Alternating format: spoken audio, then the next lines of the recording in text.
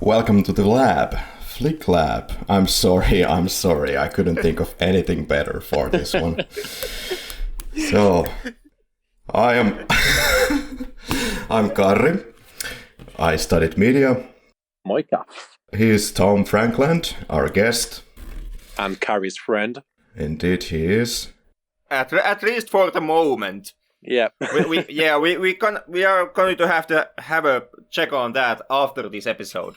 Yeah, that's right. Should we have actually checked if we could arrange like a monetary deal with Tom Frankland? Because after this episode, we might need one to keep him on going in this podcast. That's up to you. For a moment, I was hoping that you were planning it so that Tom Frankland would pay us for doing these episodes. Oh, even better. But for the pleasure of talking to you guys. That's what you say now. But afterwards, who knows? Yeah, afterwards, who knows? And this other Finnish guy is my colleague Henrik, who has been here since the day one. We've been soldiering on for 40 plus episodes, and it's going to be soon 50, and we'll be having some special party for that episode. I still have my license to thrill. I'm sorry. my apologies for that one. This is good. I'm ashamed of myself. For the record, I'm a disgrace to the podcasting community. Shame on you. But mind you, we still are the best podcast in Finland, and one of the only ones. I would still say.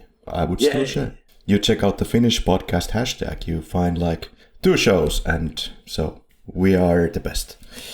We simply don't show up on that one hashtag. Oh, well, there's that. There's like public broadcaster news in English or Finnish, but that doesn't count. I mean, the best of 3 doesn't really mean much. Well, we are a huge hit in Serbia. So, oh, yes. You know, yeah. And we did break ground in Poland. We did. We broke the over 1,000 downloads for our Poland episode a while back. And we do have one Serbian fan, or could be one Serbian bot, mind you.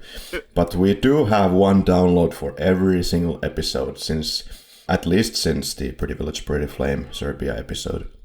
For every episode. It is simply the Serbian government, checking back on us that we don't change the tune here. Yeah. All right. So we have Tom Frankland here with his tea, stirred not shaken. I believe there's going to be some stronger stuff in this show as well. What do you have there? Well, not stronger jokes. We are on our A material here at the moment. Well, it's Argentinian Malbec red wine, and neither stirred nor shaken, I'm afraid. Okay, I have Carlo Rossi rose wine, refreshing apparently. Unfortunately, I didn't get this fresh figs yogurt. Coffee, very black, yep. For this episode. Like James Bond would have done it. But yeah, who is Tom Frankland? Who am I? My goodness. Well, I guess we should start by saying how I first met you. Yeah, sure. Well, I just come back from Nepal in 2013 and had some spare cash after I came back and just really wanted to visit Finland. And I was on such little money that I had to resort to couch surfing. You had to resort to me? Yeah. And it's a miracle you chose me because I didn't have a profile picture, if you remember that. I do not remember that, but you turned out to be all right. Well, I didn't have a profile picture. Nevertheless, Karri accepted my couch surfing request. Crazy guy. Don't trust him. And, I mean, I could have been anybody, like, I don't know, Ted Bundy. Yeah. If I'm right, we met in Vuosaari, Helsinki. Yes, we did. But you were there in my flat at the time, and you stayed? For 3 days. 3 days, right. And you were the guy who had some, these little papers where you had written some Finnish word and tried to learn them, right? Yes, indeed. Yeah, that was you. Yksi lipua kiitos, which means 1 ticket, please, in Finnish, which is all I can say. I think. And where did you grow up? Halifax, West Yorkshire, England, which is in the north of England. Right. We have actually some person here who can tell us the insights and outs about England while doing an episode on rather English films. But in this case, it's not an English film because Sean Connery is, of course, Scottish. That's true. And where do you live right now, so we can stalk you? In the same place as I was born. Oh, goodness me. Yeah, I know, right? And what do you do? I work for the biggest distributor in the world, in fact, as an administrator. So. Wow. And most of all, you did grow up with Bond films, as did I. Of course. And Who when didn't? did you? Well, I guess so. There's a funny thing when it comes to watching Bond films. It seems that like most of the people that started watching Bonds, they found Bond via their father. Is it the same for you as well? Because it is for me the case. Probably my granddad, really. Close enough. Or maybe I just came to it by myself. In fact, I'm not too sure because it was so long ago. Yeah. Long ago in a galaxy far, far away. How old were you? 7? Yeah, I was in the same ballpark. 5, 6. I'm guessing 7. Okay. Yeah, it was the case that I went through my father's VHS collection, and it so turns out that he had recorded from the broadcasters at the time in the Finnish television at least half of the Bond films, and I got seriously addicted. I do remember that I used to go to my friend's house next door or something, and we would play Bond games at the yard, like we were shooting ourselves with our fingers, and I would be the bad guy, or I would be the Bond, and I would die, and it was so exciting. And we were heavily inspired by Live and Let Die. I think we will get to that film at some point, but not on this run. Did you play N64? I did play it afterwards, yeah, and I did play GoldenEye. Yeah, like me too. Crazy. Great. Yeah, we did go through with my friends, like, through all the levels, got all the extra levels, and hidden special powers, invisibility and invincibility. That's where I learned a lot of English. I'm pretty sure I had Tomorrow Never Dies on PlayStation 1. That I never played. That was a different kind of, it was from the Tomb Raider perspective, this third-person perspective camera, as they call it. I think it was like heavily inferior. GoldenEye, of course, is a classic for N64. It's a classic film. I might have something to say about that. Maybe we can talk about it in the Pierce Brosnan episodes, but... Exciting. Oh, okay. Yeah. Have you ever had a drink like Bond would have had it? Like vodka martini, shaken not stirred. Oh, yes. Well, kind of close, like vodka and Coke, but I don't know about that one. Did you try the Roger Moore way? Bourbon no ice. Never. But there's always time. Oh, well, yeah.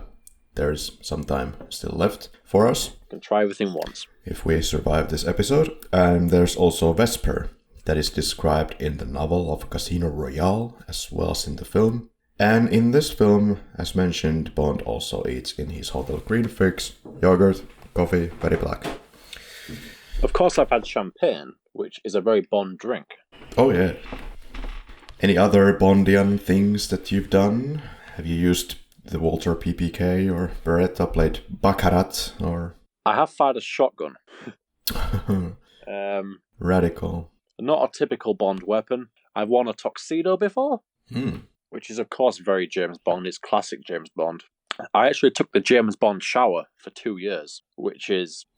What is that? Turning the temperature on hot and ending with cold, which is known as the James Bond shower, which is kind of cool, literally. Yeah, sounds kind of healthy, I guess. Henrik, have you done any Bondian actions? Well, I too have done the shower thing, and I'm actually still doing it, even today. Really? I don't know if it actually helps, but I've been told that it does have an effect, and I do feel more energized after finishing the shower on cold water. Yep. I do it as well. If it counts like this, that I keep it for 99% on the hot, and then in the last 5 seconds I switch it to cold, and then I stop it because it's unbearable. Yeah. Outside of that, not that much. Although, of course, I am a raging alcoholist and a huge misogynist. So if that counts, I'm there really on the level of Bond. But no, of course, Henrik is joking here. He is super open and such of an alpha male for doing that.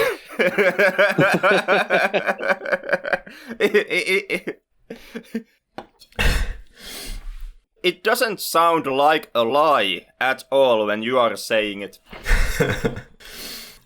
When it comes to me, yeah, I have shot with some pistols in shooting range, but that was like when I was a little kid. Yeah. That's cool. Yeah, what was the first James Bond film that you guys have seen? Do you have any recollection whatsoever? Who goes first?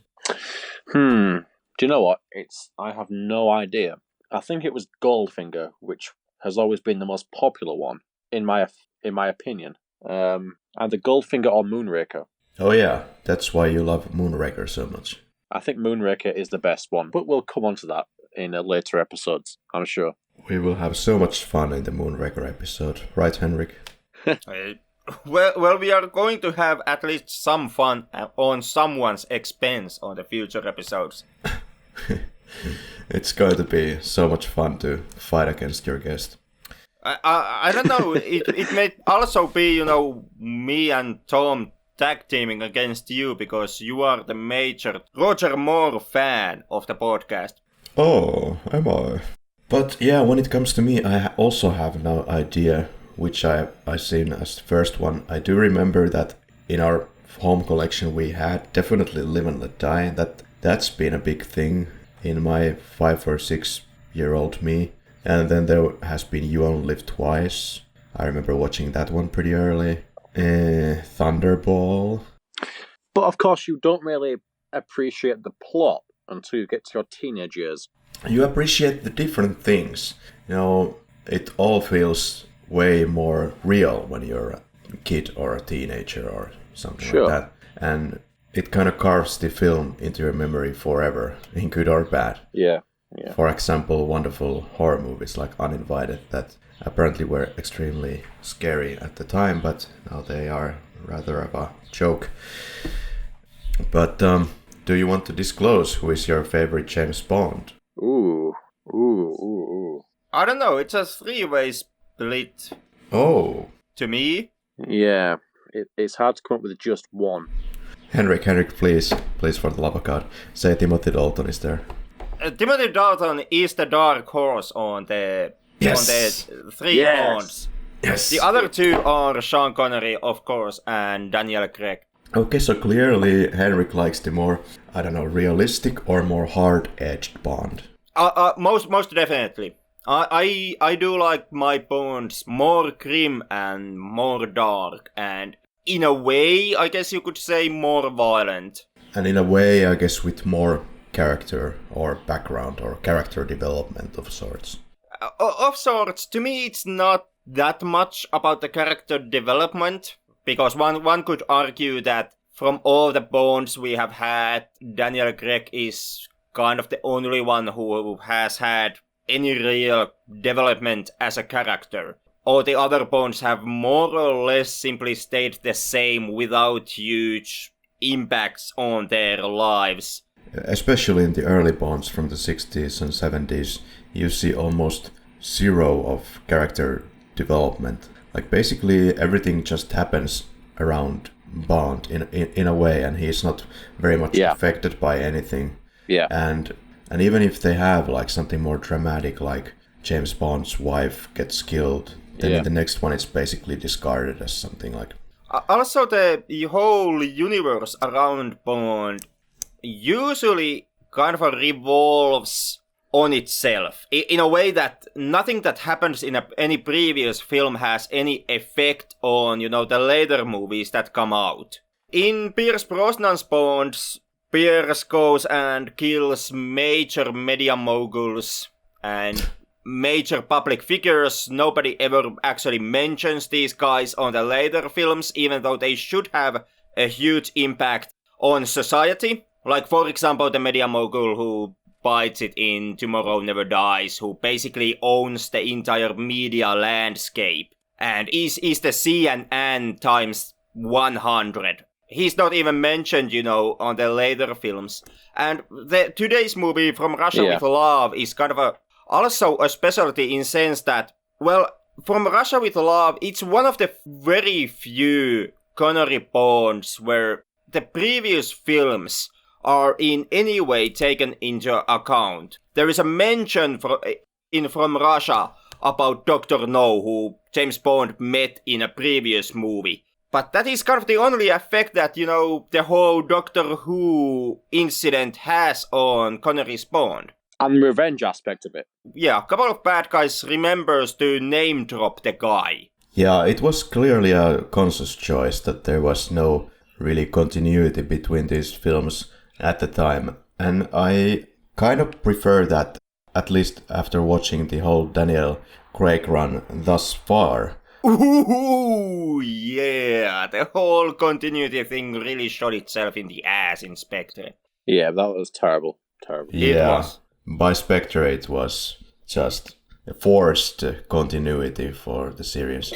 I think you're right. Things don't really get personal until the Pierce Brosnan era. Well, what do you mean with personal? You have License to Kill, for God's sakes. Yeah, we find out Bond's wife died during one Roger Moore film. Well, the wife dies on Her Majesty's Secret Service, and then they get back to it in For Your Eyes Only in the opening.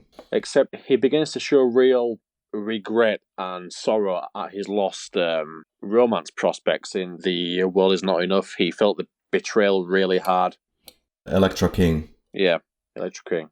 The Electra King did have some effect on Bond, in a way that in that story Bond acts like he's hurt and feels betrayed by Electra. The World Is Not Enough. It's interesting that it tries to make the story a little bit more personal, or something that actually affects the character of Bond. So I give props for Michael Apted for directing this film in that sense. But in many aspects it falls on its face, and for me GoldenEye is still like the best Bond of Brosnan by far. Yeah, and in Brosnan's Bonds you kind of see that all those hardships, or all those heavy emotional issues, they affect Brosnan's Bonds only on those individual films. Like in GoldenEye, Brosnan faces the betrayal from his friend, who was the bad guy, who he has to axe off in the ending of GoldenEye.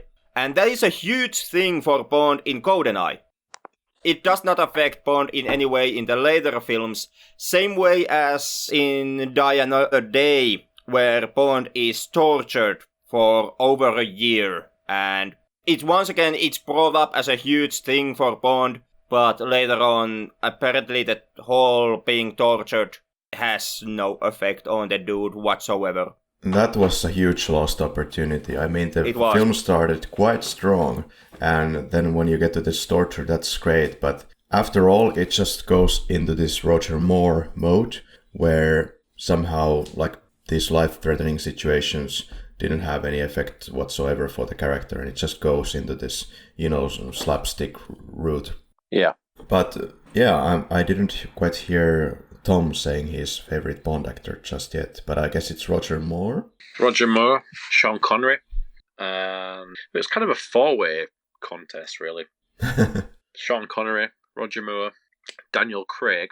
Yeah. I don't know.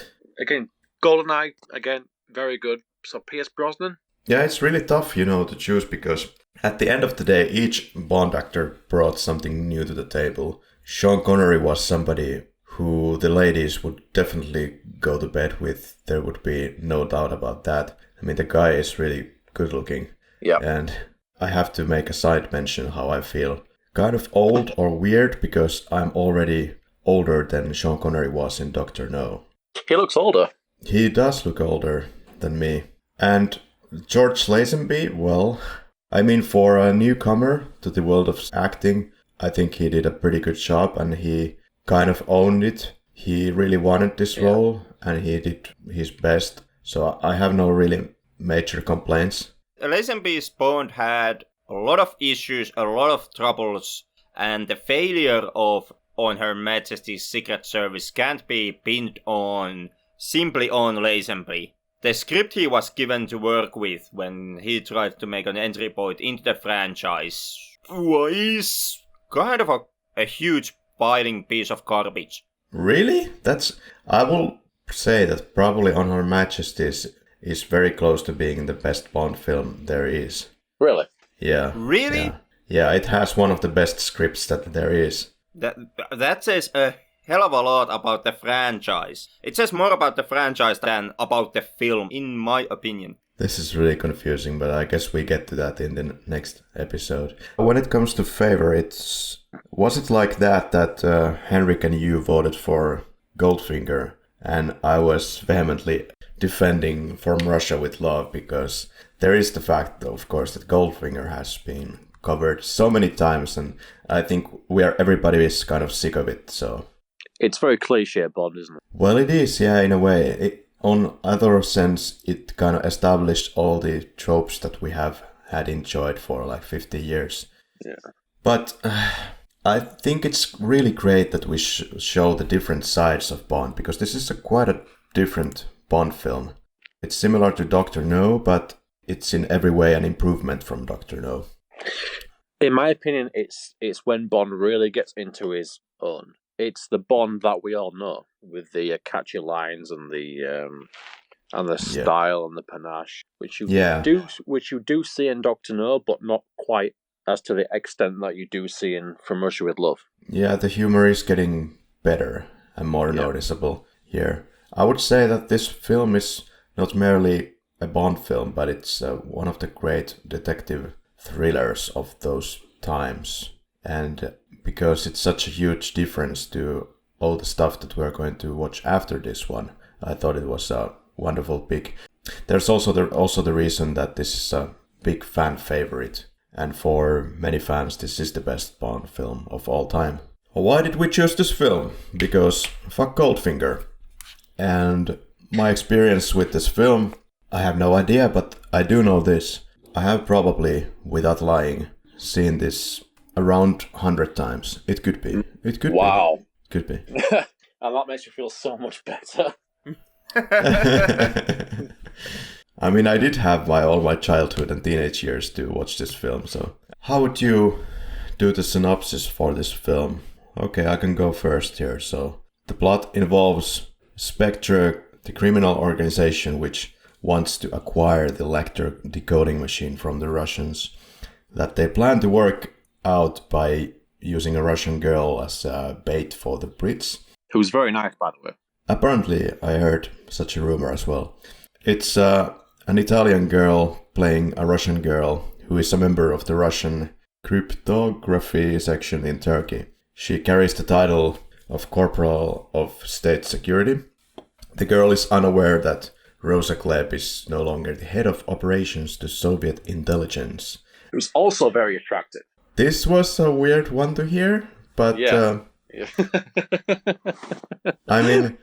If you want, we can simply edit that out on the post. But I mean, there's nothing wrong with Lotte Lenya. In this film, she just looks really creepy and weird. In this film, she simply is an 80-year-old Nazi, so... Well, I think she used to be a model. Yeah?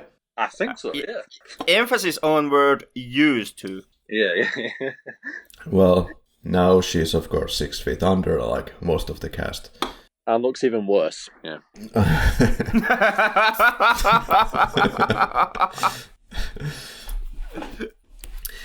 So, character of Bond. Well, what to say about this? I suppose James Bond is something that every male wants to be in their life. The man with impeccable tastes and irresistible sexual magnetism with dark and dry wit. Yeah, Bond as a character really is a male fantasy wish fulfillment on its highest, I would almost say.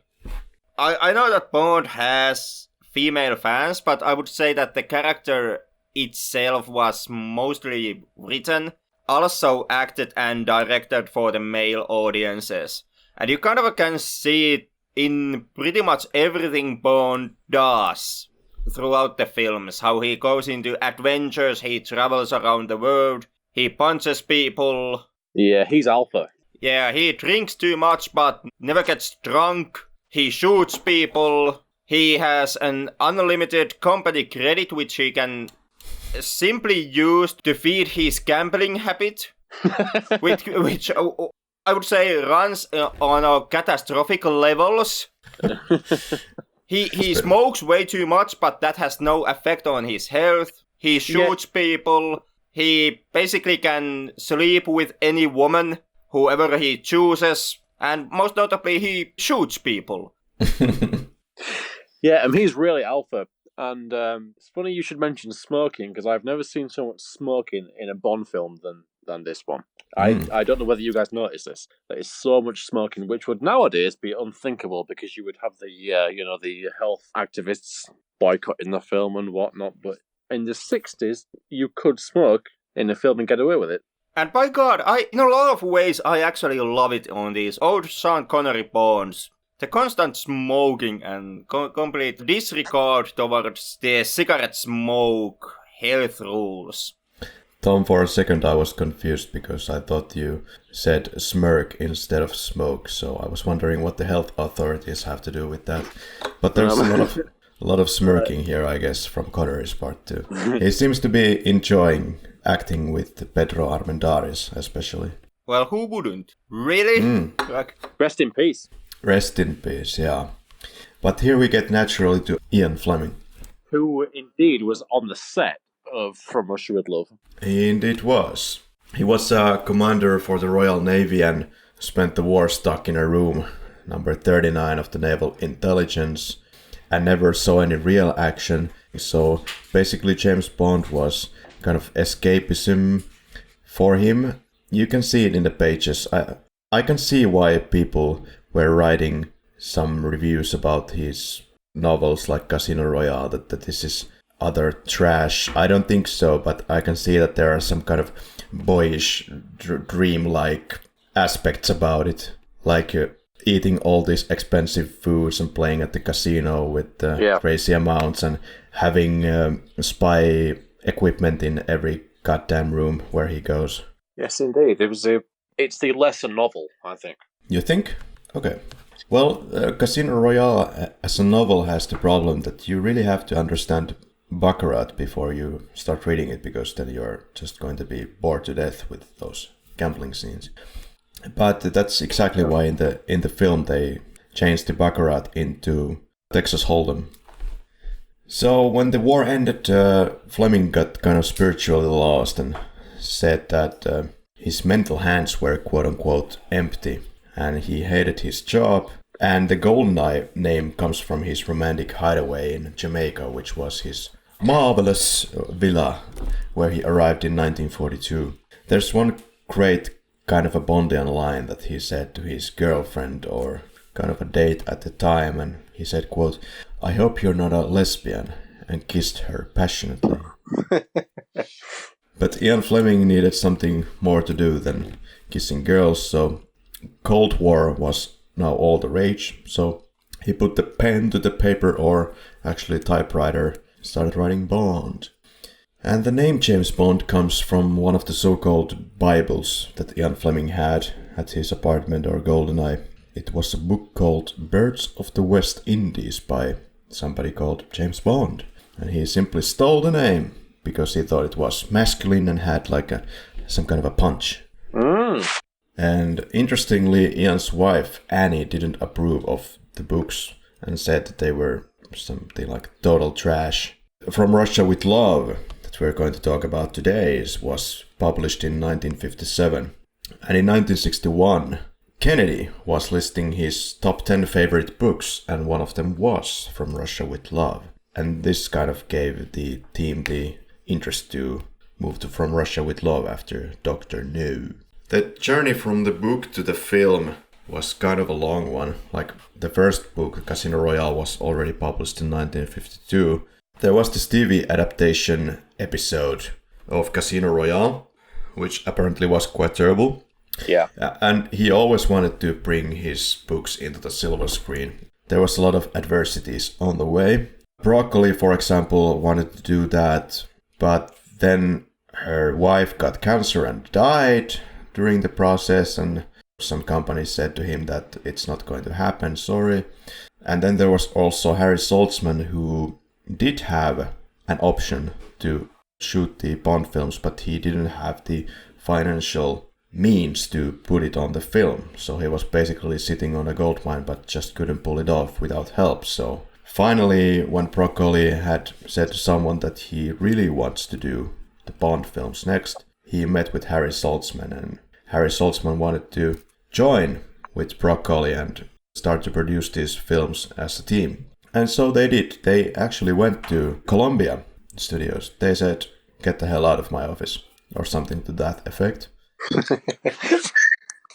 Then they went to United Artists.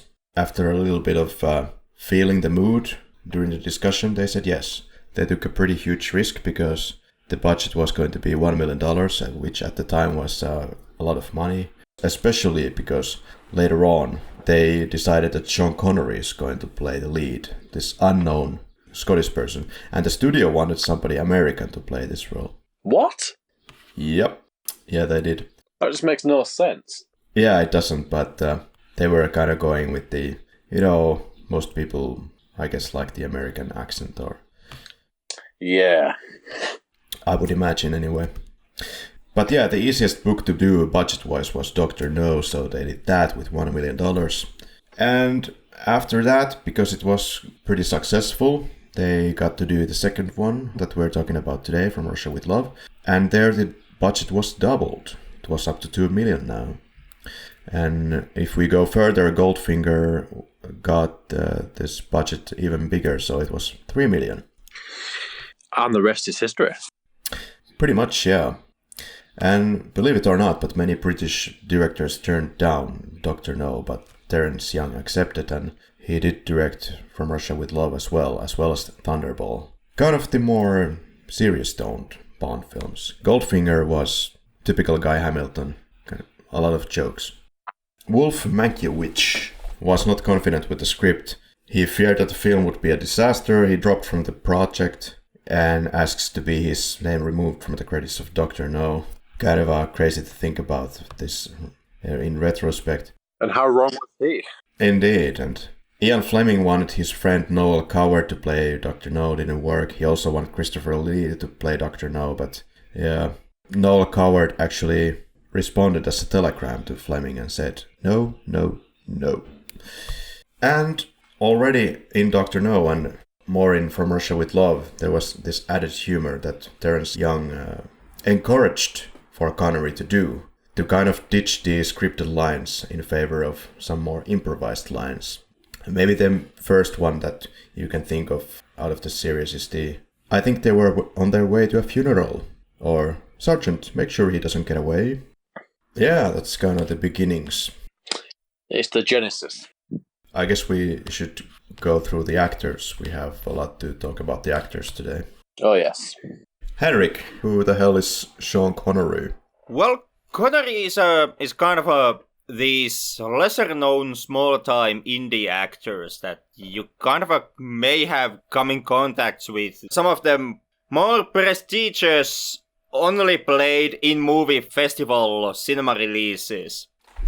Yeah, is it the one guy who acted in this Czechoslovakian and Hong Kongese film like 65 years ago? Yeah.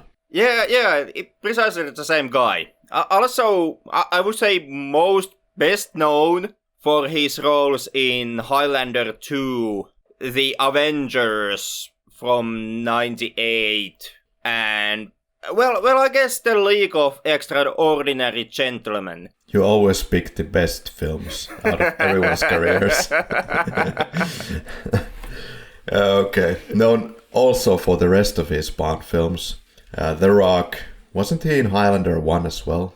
He was, but Highlander 2 sucks way more than Highlander 1. And Murder on the Orient Express, and then one more unknown film, but this was before Bond times. Another time, another place. The Man Who Would Be King, Finding Forrester, The Untouchables. Yeah, indeed. The mafia film. Yeah. Precisely. Also a classic. If you haven't checked out The Untouchables, I highly recommend it. Cary Grant was considered as the James Bond who was in Cubby's wedding as the best man, but Cubby knew that he would probably sign on only for one film, so he was kind of out of the picture. Then Peter Hunt, the editor of the early Bond films, he was working on the Fiddle film. The producer of that film was Ben Fish, and he knew Harry Saltzman, and Ben Fish was suggesting Sean Connery for the role. So, Ben Fish, thank you. Cubby then watched the film Darby O'Gill and the Little People. And Cubby is the producer, by the way. I keep referring to Cubby, but he's the Albert R. Broccoli. Harry Saltzman, the other producer, on his end said that Sean Connery moved very well. Before acting, Sean Connery was basically like a laborer, steelbender, fixer, kind of all-around guy. And the studio, as mentioned, didn't want to go forward with him, but he was forced to go with him by the producers. Terence Young, the director, being the gentleman that he is, he made this rugged, kind of a diamond in the rough Sean Connery the first James Bond. Interestingly, Ian Fleming, the writer of the books, didn't want Connery to be Bond at all. And how wrong was he? Yep, after seeing Dr. No, he changed his mind. And I understand he did get to see also From Russia with Love, but unfortunately during the making of Goldfinger he died, and he never saw his precious James Bond character to truly pick off around the world. Henrik, then we have Daniella Bianchi. It's a former beauty pageant queen. This is her first film. Considering that, I mean, this is a fantastic performance, I would say. Well, it's not precisely her first. It's her first, I guess, a major film. Yeah, it says introducing Daniella Bianchi anyway. Well, at least introducing to the American and British audiences. Yeah. I do know that she appeared about 3 or 4 other films before From Russia. I've understood that these are some Italian features. I myself haven't seen them, and I also haven't seen other films from Bianchi. I have. Yeah, I know Bianchi did that one film, Operation Kid Brother, with... Yes! With Sean Connery's brother. Neil Connery. Yeah, Neil Connery. Heard exactly that much about the movie and automatically decided to skip it. Well, I did watch it, Henrik. I did suffer through it. Indeed, it has Neil Connery in sort of a Bond parody and stars many of the stars from the previous Bond films. There's Adolfo Celi, I guess how you say it. He was acting in Thunderball as Largo. Then we have Bernard Lee, who plays M in the Bond series. Anthony Dawson, who played Professor Dent and Blofeld, now in From Russia with Love.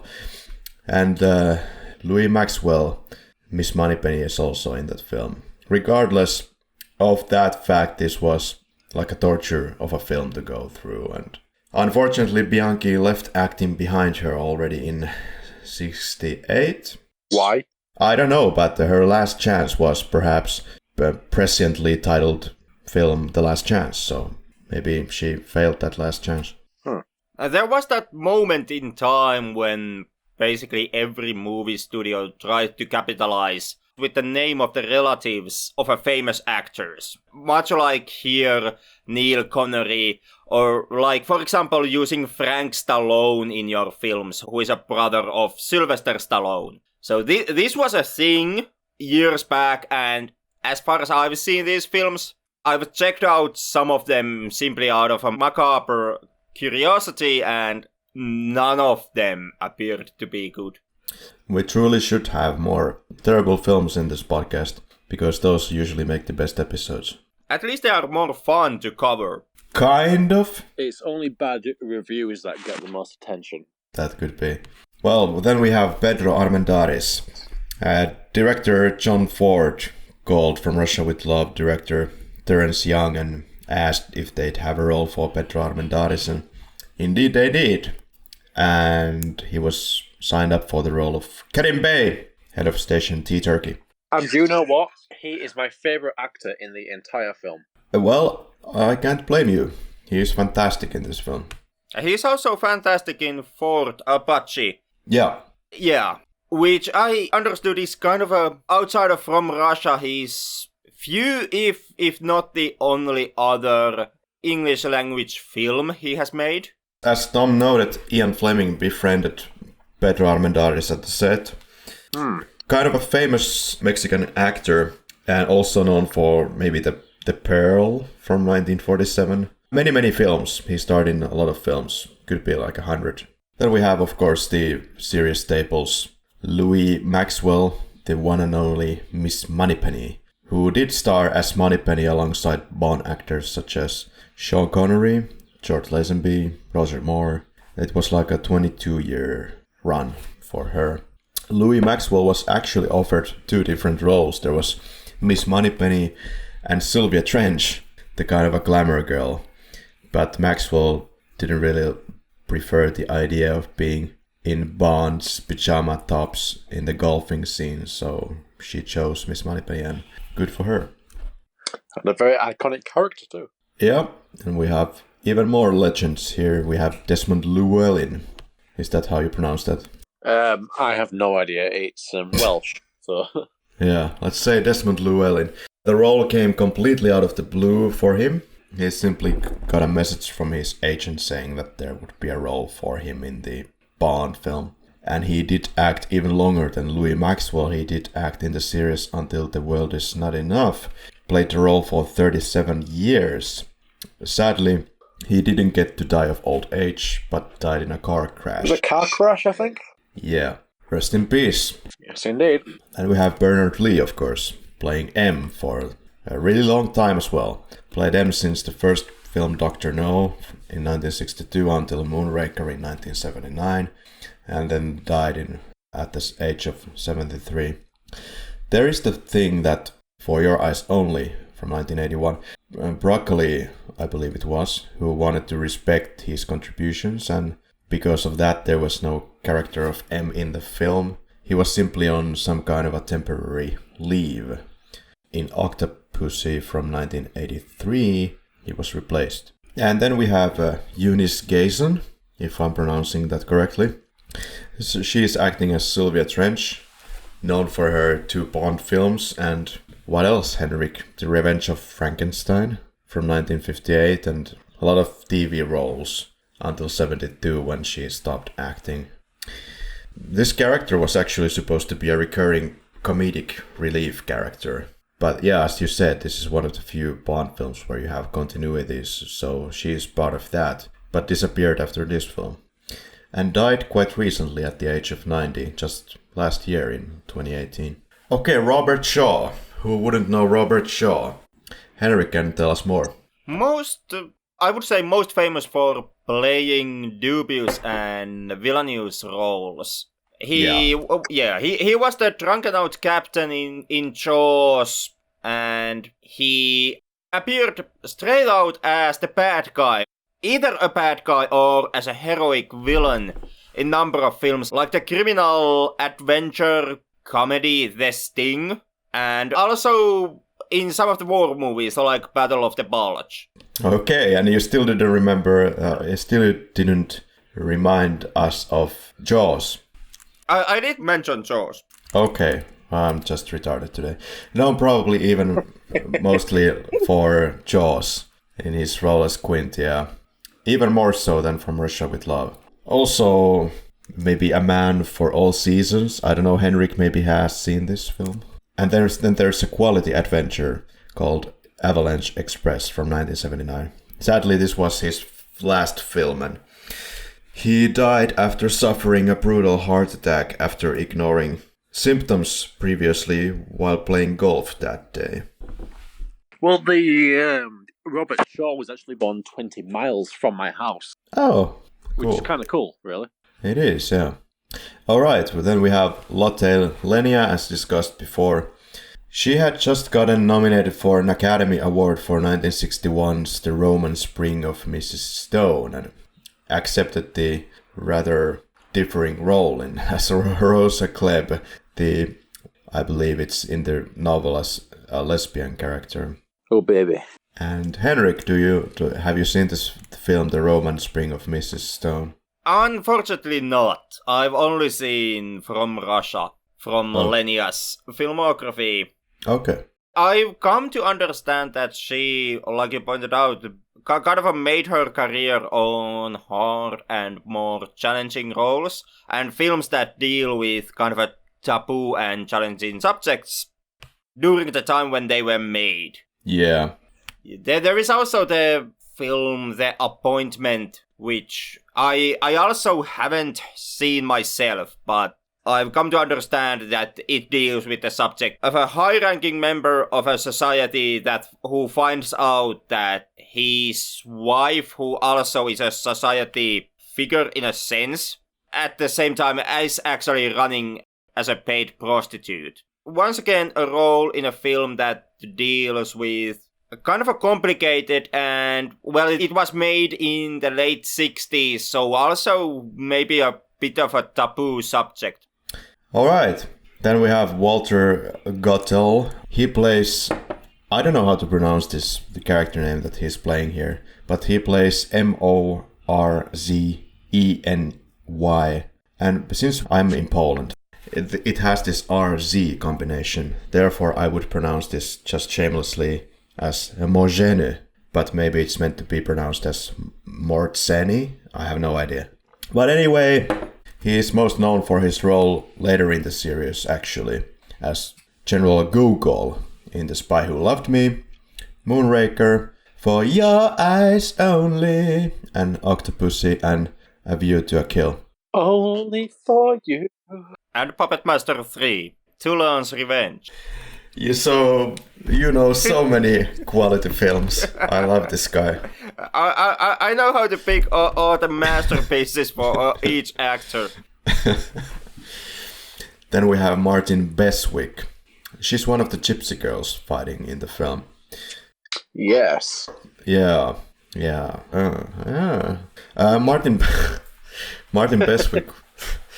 Martin Beswick was a Jamaican beauty contester as well, and won the contest, sold the car that she won, and moved to London to try out acting. And she did first try out for Dr. No, but she did not get this part. But Terence Young kind of fancied her, so she did get the role in From Russia with Love. Then we have Anthony Dawson, already previously mentioned, but Anthony Dawson played Professor Dent in Dr. No, was playing James Bond in the dozens of auditions for Tatiana Romanova for this film. They were playing the hotel bedroom scene, and he was the Bond, James Bond. And in this film, in From Russia with Love, do you know what he's acting as? The chair? Kinda. He's playing Ernst Stavro Blofeld. Before the character was actually properly introduced to the franchise. Yeah, as Sam Loomis. I'm sorry. And his face is not shown, so... It doesn't, and neither is the actual name of the character ever mentioned in the film. He's simply this nameless leader of Spectre. The whole notion that he's Blofeld comes only when you see the later entries in the film and you kind of draw the connection between the leader of the Spectre and the cat. And the cat's also nameless. Actually, guys, I'm not sure if his face is not shown here because he is Ernst Stavro Blofeld or because they didn't shoot enough shots in this film, because I know they did have a lot of trouble in this film getting it all together. And I'm not sure how it went, but it definitely works really well like this at this point, that they don't show his face. However, the voice of Blofeld is not Anthony Dawson's. The voice belongs to Eric Pohlman. So Eric Pohlman was chosen, and he reprised his Blofeld voice in Thunderball. Alright, I'm done, guys. That's the actors. Anything to add, or should we move on? I guess, we have garnered all the actors to a point where if we would want to continue the list, we would go kind of like the gypsy number 3 on the left. So let's move on to the crew. There's plenty to go. Sound department, Norman Wanstall designed the extremely noisy train scene sounds. So kudos to you. Editorial department is Peter Hunt. He has been editing tons of early Bond films and has to be noted in this podcast. He was really creative because of the problems that they had during the shooting, and they were lacking some material. Director Terence Young walked in actually one day during the editing phase of post-production and asked if there were any completed scenes. So Peter Hunt said, yes, we have the scene with M, Q and Bond at the office. Young said, okay, let's see it, man. And Peter Hunt rolled the scene and cut it in such a way that Bond tries to open the briefcase, but then it cuts to Dr. No's explosion of the factory followed by rolling credits. Terence Young fell off his chair laughing. Then we have the music department. Monty Norman obviously created the James Bond tune that we all know and love. One of the hottest composers in the London theatre scene at the time. Harry Saltzman, the producer, coaxed him to join by telling he could come to Jamaica to record some stuff for Dr. No, and he said, I'll do it. Of course. And the James Bond theme is actually based on some of his earlier work for a non-released stage play. There was a track called A House for Mr. Biswas, and he kind of changed it up a little bit. And John Barry does the actual full soundtrack of From Russia with Love. So, yeah, apart from the Monty Norman James Bond theme, of course. Then we just simply cannot leave out Maurice Pinter. He's the title designer for James Bond films all the way up to License to Kill in 1989. It was purely his idea to create the gun barrel in the first place, using a pinhole camera. Whew! Director, Terence Young. Do you want to open up, Henrik? Yeah, from Terence Young. Once again, a director from whom I haven't seen that many films. Did, like you pointed out, did make the first Bond film, Dr. No. Later on returned to make the Thunderball. And Incon is something that he's unfortunately known for. Incon being also a flaming piece of garbage, but it's a way to kill your time for over 2 hours. As mentioned, did Dr. No from Russia with Love Thunderball. He had a habit of calling his crew as his children. Come along, children. He also doesn't like close-ups, Henrik and Tom. Instead, more prefers full shots with action. I guess that's kind of clear in the gypsy scene, but then again, there is a lot of close-ups in From Russia, still. Yeah, there is. Cinematography, Ted Moore has been the DP in Dr. No, From Russia with Love, Goldfinger, Thunderball, Diamonds Are Forever, Live and Let Die, The Man with the Golden Gun. So, a professional in the Bond circles. Script! Joanna Harwood did the adaptation of the script, then Richard Maybaum made it into a full script, brought in to rewrite the script actually. One interesting aspect and a huge difference between the book and the film is the following. That the filmmakers wanted to avoid any political issues, Henrik and Tom, by not using the name of SMERSH as the Russian organization. And so you Spectre. Yeah. Now she's working for Spectre. This was an actual umbrella organization, SMERSH, of the Red Army, and SMERSH is the organization that is named in the books. The name SMERSH was actually invented by Joseph Stalin. The word SMERSH is a portmanteau, meaning it was sort of an abbreviation from the Russian phrase Smiert Spionam. I did know that the word SMERSH was actually used in the film twice. It was, but the SMERSH is not the opponent here. Yeah. So Schmiertspianum, or however you pronounce that, is death to spies in English. And in the film they instead used the name Spectre, which is this terrorist organization. Which is also kind of funny because in the PS2 game of the film, they once again, for some odd reason, I would make the guess that it is for some copyright issue, but I'm not certain why. But like in the film, they avoid using the name Schmers, and because of that they use Spectre. In the game, they actually avoid using Spectre and instead use another made-up organization now called Octopus. I know the reason, Henrik. I know the reason. Okay, please tell me. It's something to do with Kevin McClory, this guy from Thunderbolt times, who owned the rights to the story of Thunderbolt, where Spectre was part of it. The reason why the Spectre, the movie, was released with the name Spectre and they were able to use the name Spectre, that was after a long time of not being able to use the name Spectre. So there was some legal issues around this, using this name. Okay, that was kind of my guess also, because it is such of a weird change to make, especially in a game that so heavily tries to tie itself into the film. Yep. Unfortunately, perhaps Ken Adam, the long-time art director or actually production designer for Bond films, was unavailable because Stanley Kubrick thought that he is amazing after seeing Dr. No. And Ken Adam went to do Kubrick's Dr. Strangelove.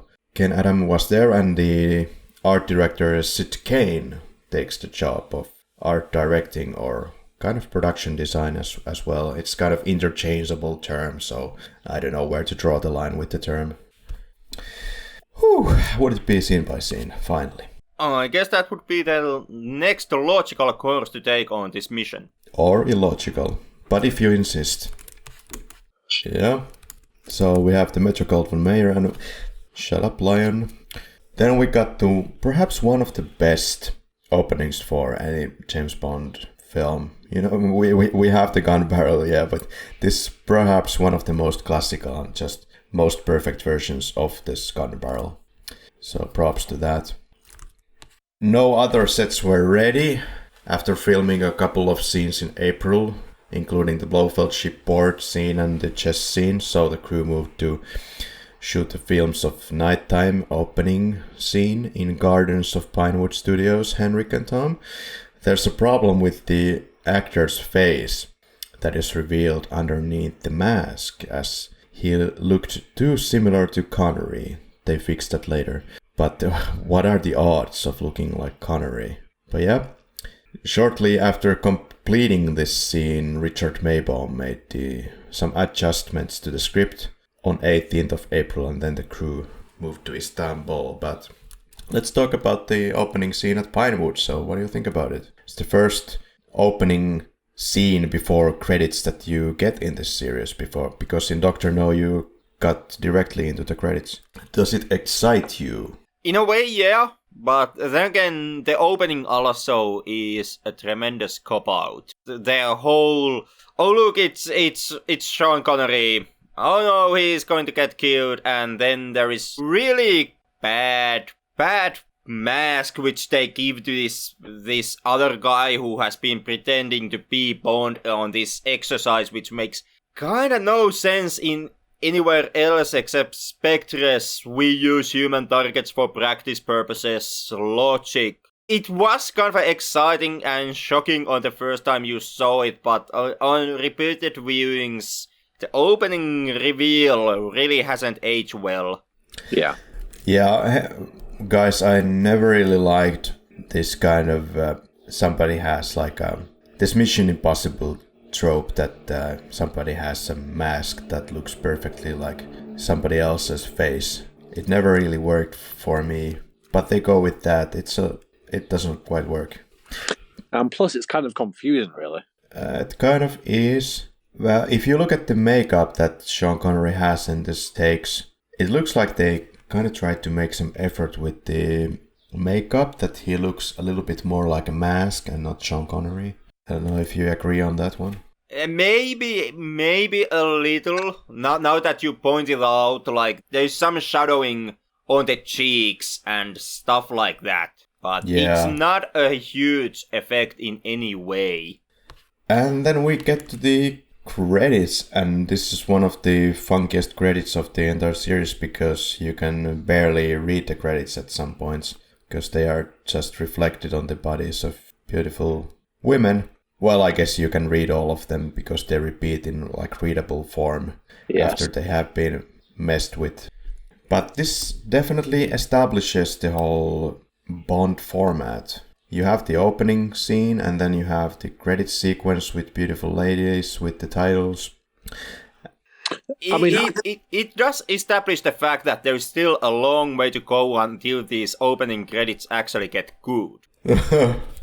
I mean, as I said before, it's really the beginning of the true Bond that we all know and love.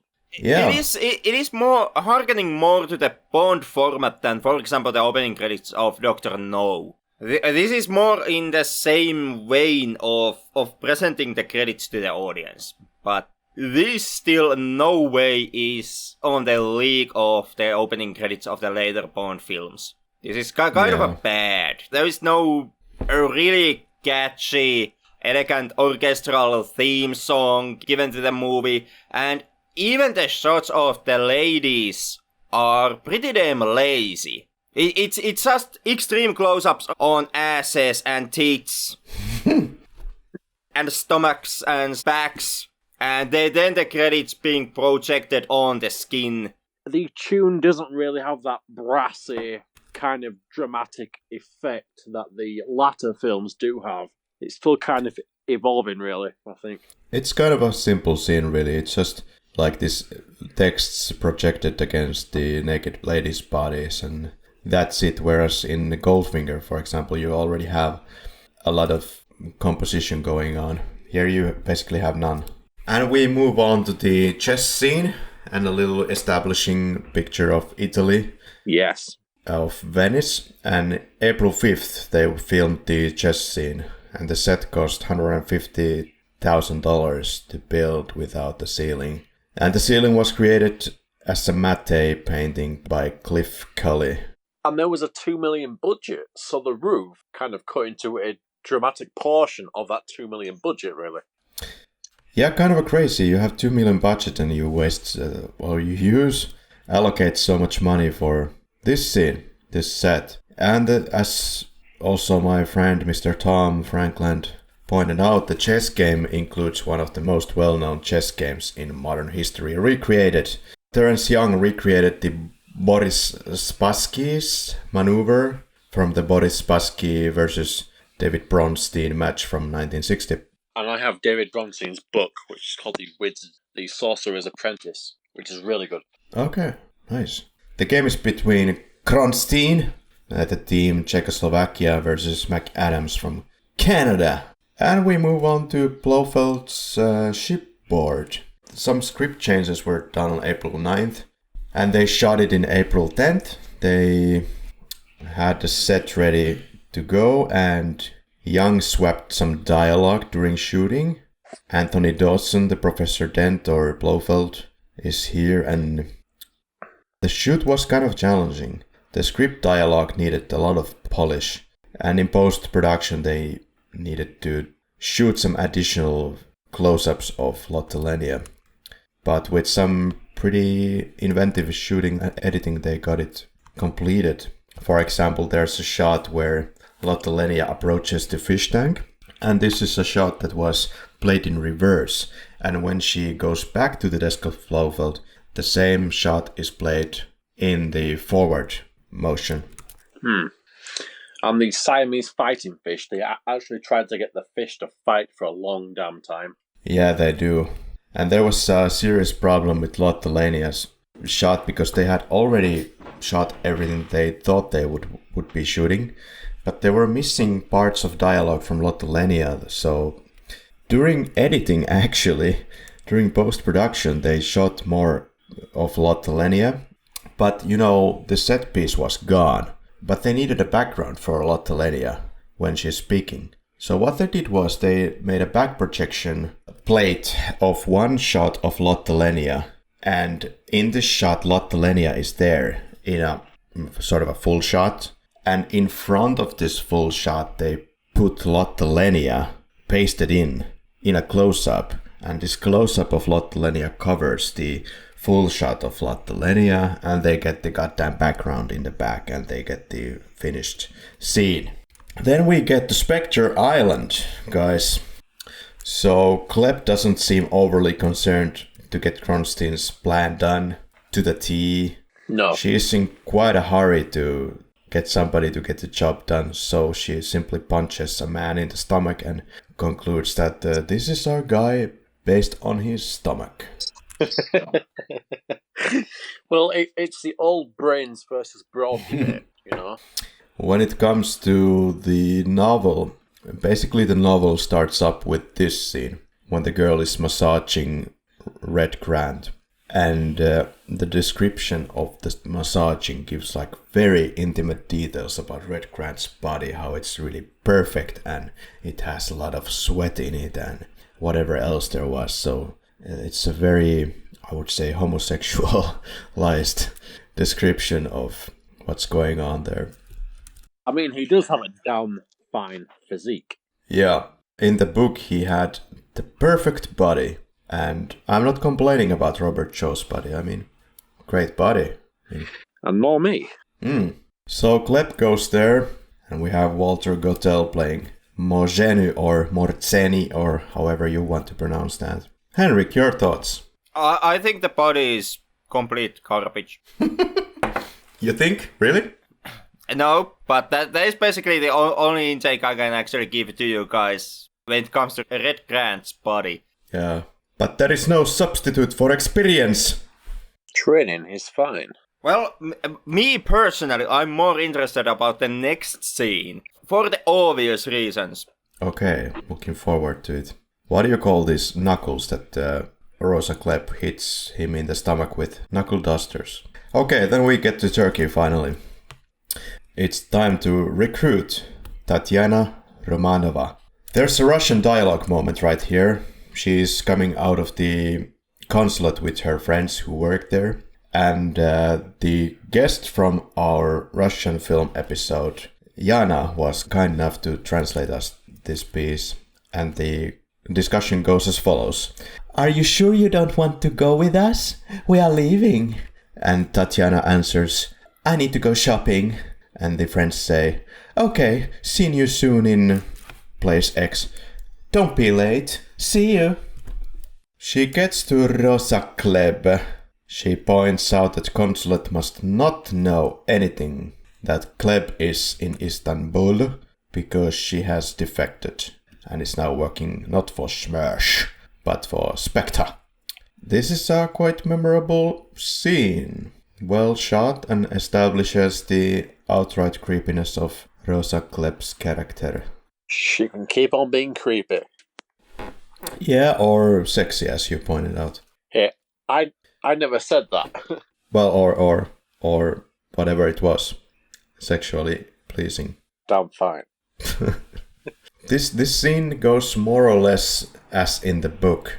In the book, they also drink champagne to loosen things up a little bit because Rosa Klebb is going to ask very personal questions, just like in the film, but in the book, it is emphasized that it is actually for a Russian lady very inappropriate to ask such intimate questions. And she actually, Tatiana Romanova, starts crying during the scene because she was in love. Because she was in love. And one more interesting point from the book is that Rosa Klebb asks for the names of the previous 3 lovers of Tatiana Romanova. And she gives the names and uses them as bargain, as in if Tatiana Romanova would be doing something inappropriate during her mission, they would take her previous lovers as hostages until she would continue doing the mission as instructed. If you do, you will be shot! There's wonderful dialogue throughout this film. No wonder she was well appreciated for her previous contributions to the cinema, Lotelenia. But then we got to the comedic relief, ladies and gentlemen, of Sophia Church. Henrik probably has a word or few about this scene. Sophia Church and James Bond getting it on by the river. Well, it does start the misogyny right off the bat, kind of with the first introduction of Bond. Does it? Please shed the light on the misogyny. Well, Bond's interactions throughout the introductory scene, being hard on his woman companion. Throughout the scene, he's extremely dismissive. You also here see very much of the unprofessionalism of Bond, which the MI6 for some odd reason are completely fine with.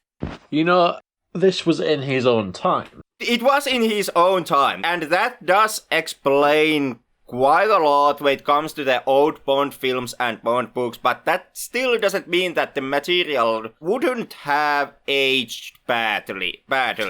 Yeah, there is the closing line of, yeah, know about that lunch. And as a kid, I thought they were going to really get some lunch from the back of the car, but I suppose they were going to just have sex in the back of the car. Yeah, Bond is gonna feed her mouth full of sausage. but when it comes to the kind of Bond's treatment of women, in today's perspective, it really is rather problematic. I don't know, there's way more problematic things going up ahead. You can say there are more problematic things going on, but simply because you have something that is more problematic, it doesn't mean that the other subject matter also wouldn't be problematic. True. Alright, we have the M scene, the Q scene, and Moneypenny scene, kind of all in one. Introduction of Desmond Llewellyn to the series. Well, it's probably the lamest weapon he was ever given, Bond. Yeah, but it's a more realistic adventure, so I respect that. And it's the most impractical weapon. I mean, a briefcase, it's not exactly stealthy, right? With gold sovereigns. Yes. I actually did like Q's gadgets in this film more than the later inventions that Q comes up with as the franchise goes on. I did like, even though you are completely right with the fact that as a James Bond gadget, the briefcase is kind of lackluster and it is somewhat impractical. But I still did like, if you have to have these gadgets, which are a part of the franchise I've never been that much fond of, I do like it that they are these more realistic and, well, truthfully, even more crappy than the stuff he's given on the later films. I mean, if I was on a special mission, the last thing I would want to carry around with me is a briefcase. Yeah. That may be. But still, I do like the briefcase a hell of a lot more than the wristwatch that shoots the lasers that we are given in the later films. In my opinion, Grant's watch, the asphyxiation strangling watch, is a damn fine machine. It's a really cool tool. That is. Grant has maybe a better equipment than Bond.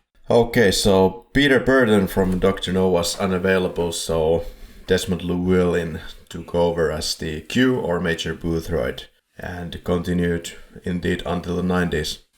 We find out during M scene that Romanova has sent a message to the British that she is in love with the file archive image of James Bond and that Romanova has contacted Turkey's head of T. Kerim Bey and informed that she will give it to the British on one condition, that the decoder and her can be brought both to England. Lecter would be able to decipher the Russians' top secret signals, and that's the plot. Okay, we get to the scene with Moneypenny. We will forever have a mystery here when Bond says that, "Let me tell you the secret of the world." And we do not get the continuation of the scene because M interrupts it. Tom, do you have anything to say about this this line by William Shakespeare when Bond comes back to Moneypenny? He says, "Once more unto the breach, dear friends." Yeah. Maybe it's something not that you say every day. No. It's a classic James Bond witty, and you have to spend some time pondering it. It's a good line. It is. Educated guy. Oxford. Yeah. And Bond is picked from the airport now in Istanbul. And for the first time, we're introduced to the code language. Excuse me, how does he sneak his briefcase through the airport? Don't question it. Just don't question it. You could kind of buy being able to sneak the briefcase through the airport security, if not for the fact that the briefcase also holds the entire sniper rifle within it. Well, if you think about the airport security of yesteryears, I think it was way more lax before the Patriot Act, so... Yeah, and being an MI6 operative, and a luggage check would have been when Bond boarded the plane. So it would have been in Britain. So as an MI6 operative, it could have been that Bond simply can snuck any shit he wants into the plane as he boards in Britain. Any shit, Henrik. And the code language is, can I borrow a match? I use a lighter. Better still, until they go wrong. And we do have this line delivery like 600 times during this film. Well, at least in this film, they probably do use the code lines. Instead of it simply being something that Bond says once in the entire film and then quickly forgets. Henrik, do pay attention. There's a Citroën 831854 on duty tailing. And later on we find out that Mr. Red Grant is in that particular car. He was in control all the way. It was not the Bulgarians after all. Ha ha ha. But we get to meeting of Karim Bey. Pedro is here. Bless you, Pedro.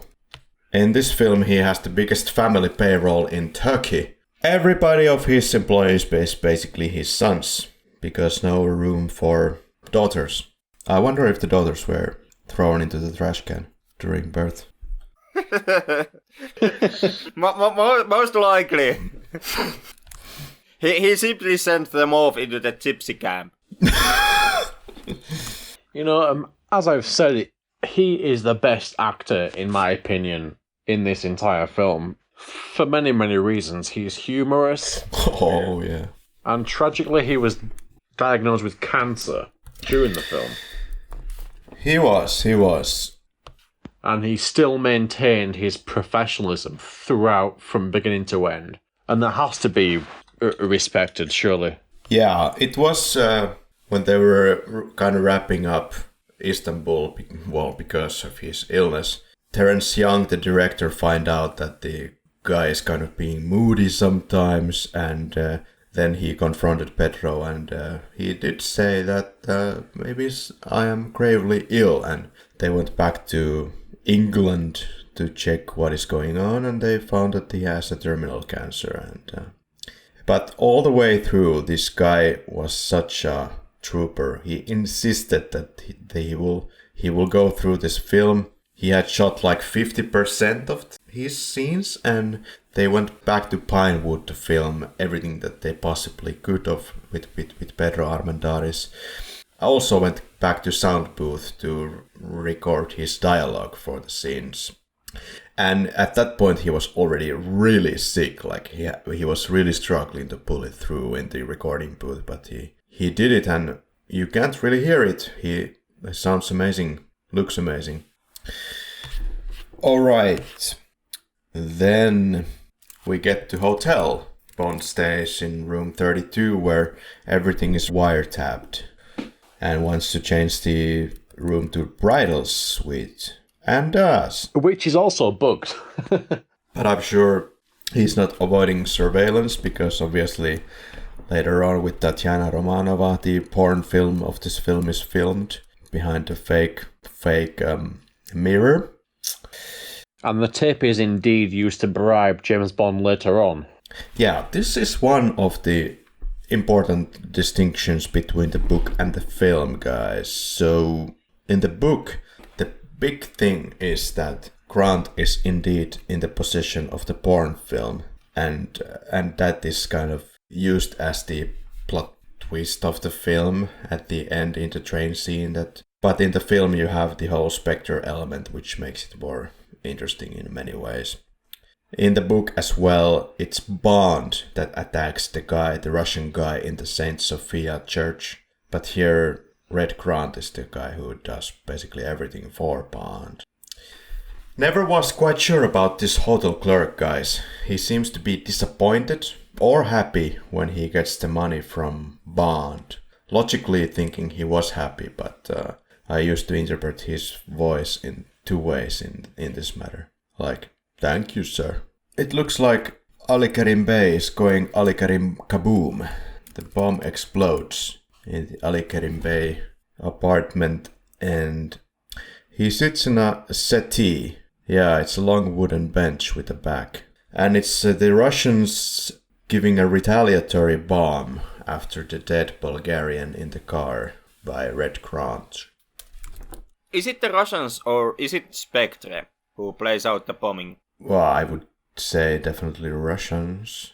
Because I do understand that the whole game that Spectre is playing is that they make these hits first against the Russians to get the Russians to retaliate, so that the local intelligence would retaliate back to the Russians, and this way they would kind of destroy each other. But looking at it from the Russians' perspective, going from one body you find to a full explosion hit or the head of the opposite intelligence operation, which also has been your kind of a long-running partner in Istanbul, it is kind of an extreme solution. You kind of would have thought that if the Russians really are behind the bombing, they at first they would have at least tried to ask from Karim that, what the hell, dude?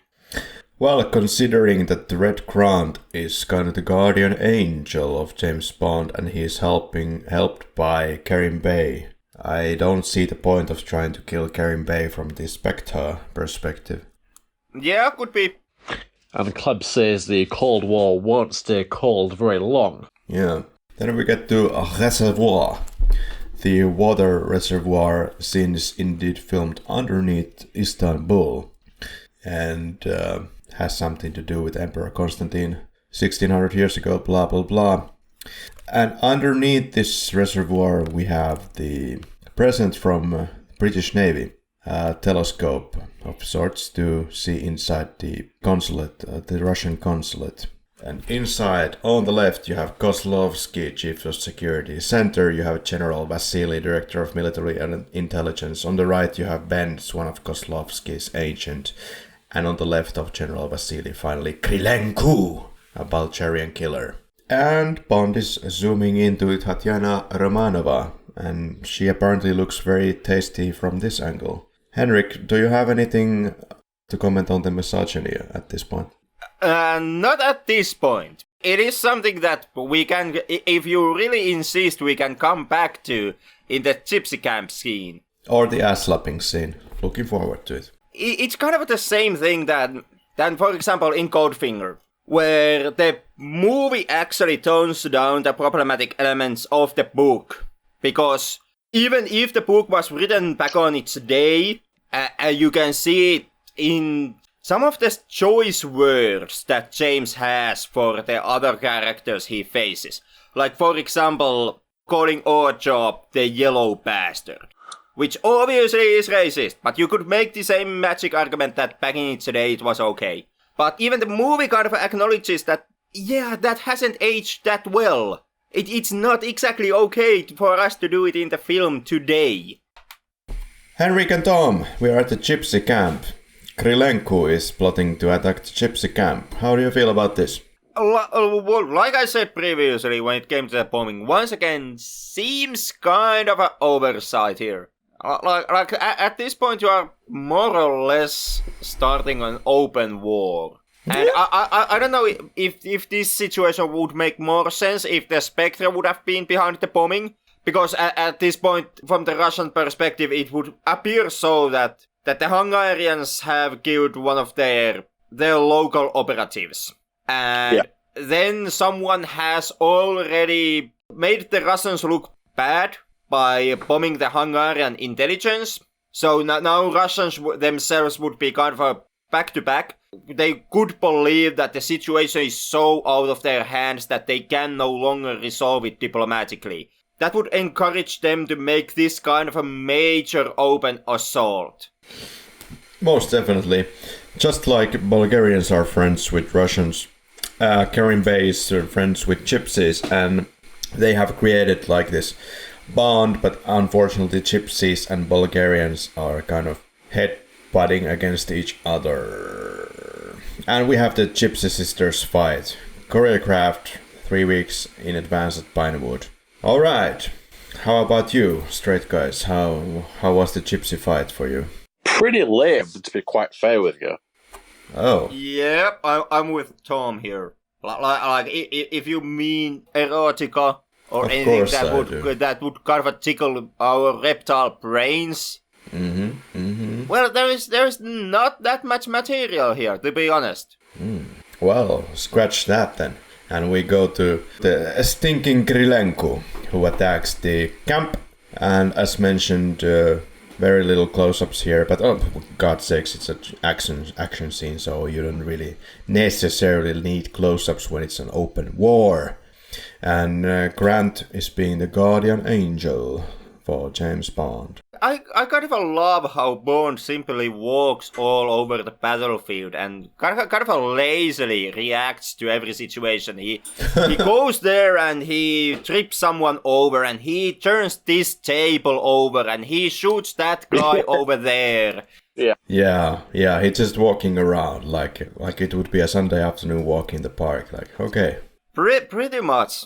Flipping a table would kill a guy. And I'm not sure if I'm always wondering during this point if Bond is actually checking if these guys are both Russians or are they Gypsies and Russians. So what's the point of interrupting the fighting anyway at the table? Well, okay. The chief Bavra says that James Bond is now his son. That's cool. And the Gypsies stop fighting. Then we get to Anita's mouth. Henrik, Tom. The Anita poster is from an actual movie called Call Me Buona, and you can see it in the poster, starring Bob Hope and Anita Ekberg. She should have kept her mouth shut. She should have. It was a film produced by, Cubby and Harry, and ends with the famous she should have kept her mouth shut. I like this scene. What else can I say? I like it too. It's one of my favorite scenes from the film. Yeah. Even though it's not that kind of a spectacular. It's the most action as you get in this film so far. It's amazing. Well, it's not the most. You got more action back at the Gypsy camp. There were more people and more shooting. Okay. And Bond himself did more stuff. But she has a lovely mouth, this Anita. But this scene is kind of more sticking to that whole espionage thing. This is a Bond kind of helping out another intelligence operative to pull off a hit. I will interrupt you right there. This is the kind of James Bond that we should be seeing on the silver screen or whatever digital screen you have nowadays. Because it has the adventure, it has the thriller and the excitement of traveling by train, not the Spectre way, goddammit. The From Russia with Love way, where you have this thriller aspect where you actually have a plot, for God's sakes, and you don't have millions of ridiculous tools from Q to get about your day. It's just Bond and beyond, and against Red Grant. So this is what I want from the last Daniel Craig film, and this is what I most definitely will not get from the last Daniel Craig film. I'm still kind of keeping up the hope that the last, or currently the last Daniel Craig film, because the dude is going to make James Bond as long as the production company agrees to double his paycheck for every movie, as seems to be the motive. But I'm still hoping that the reception of Spectre will encourage the franchise to course correct itself and get more back into this, into what Daniel Craig era was before, and more into the style of, for example, From Russia with Love. Not gonna happen anymore, unfortunately. We've seen this type of films and they're never coming back anymore. You appear as someone who has heard some reports or scoops from the production.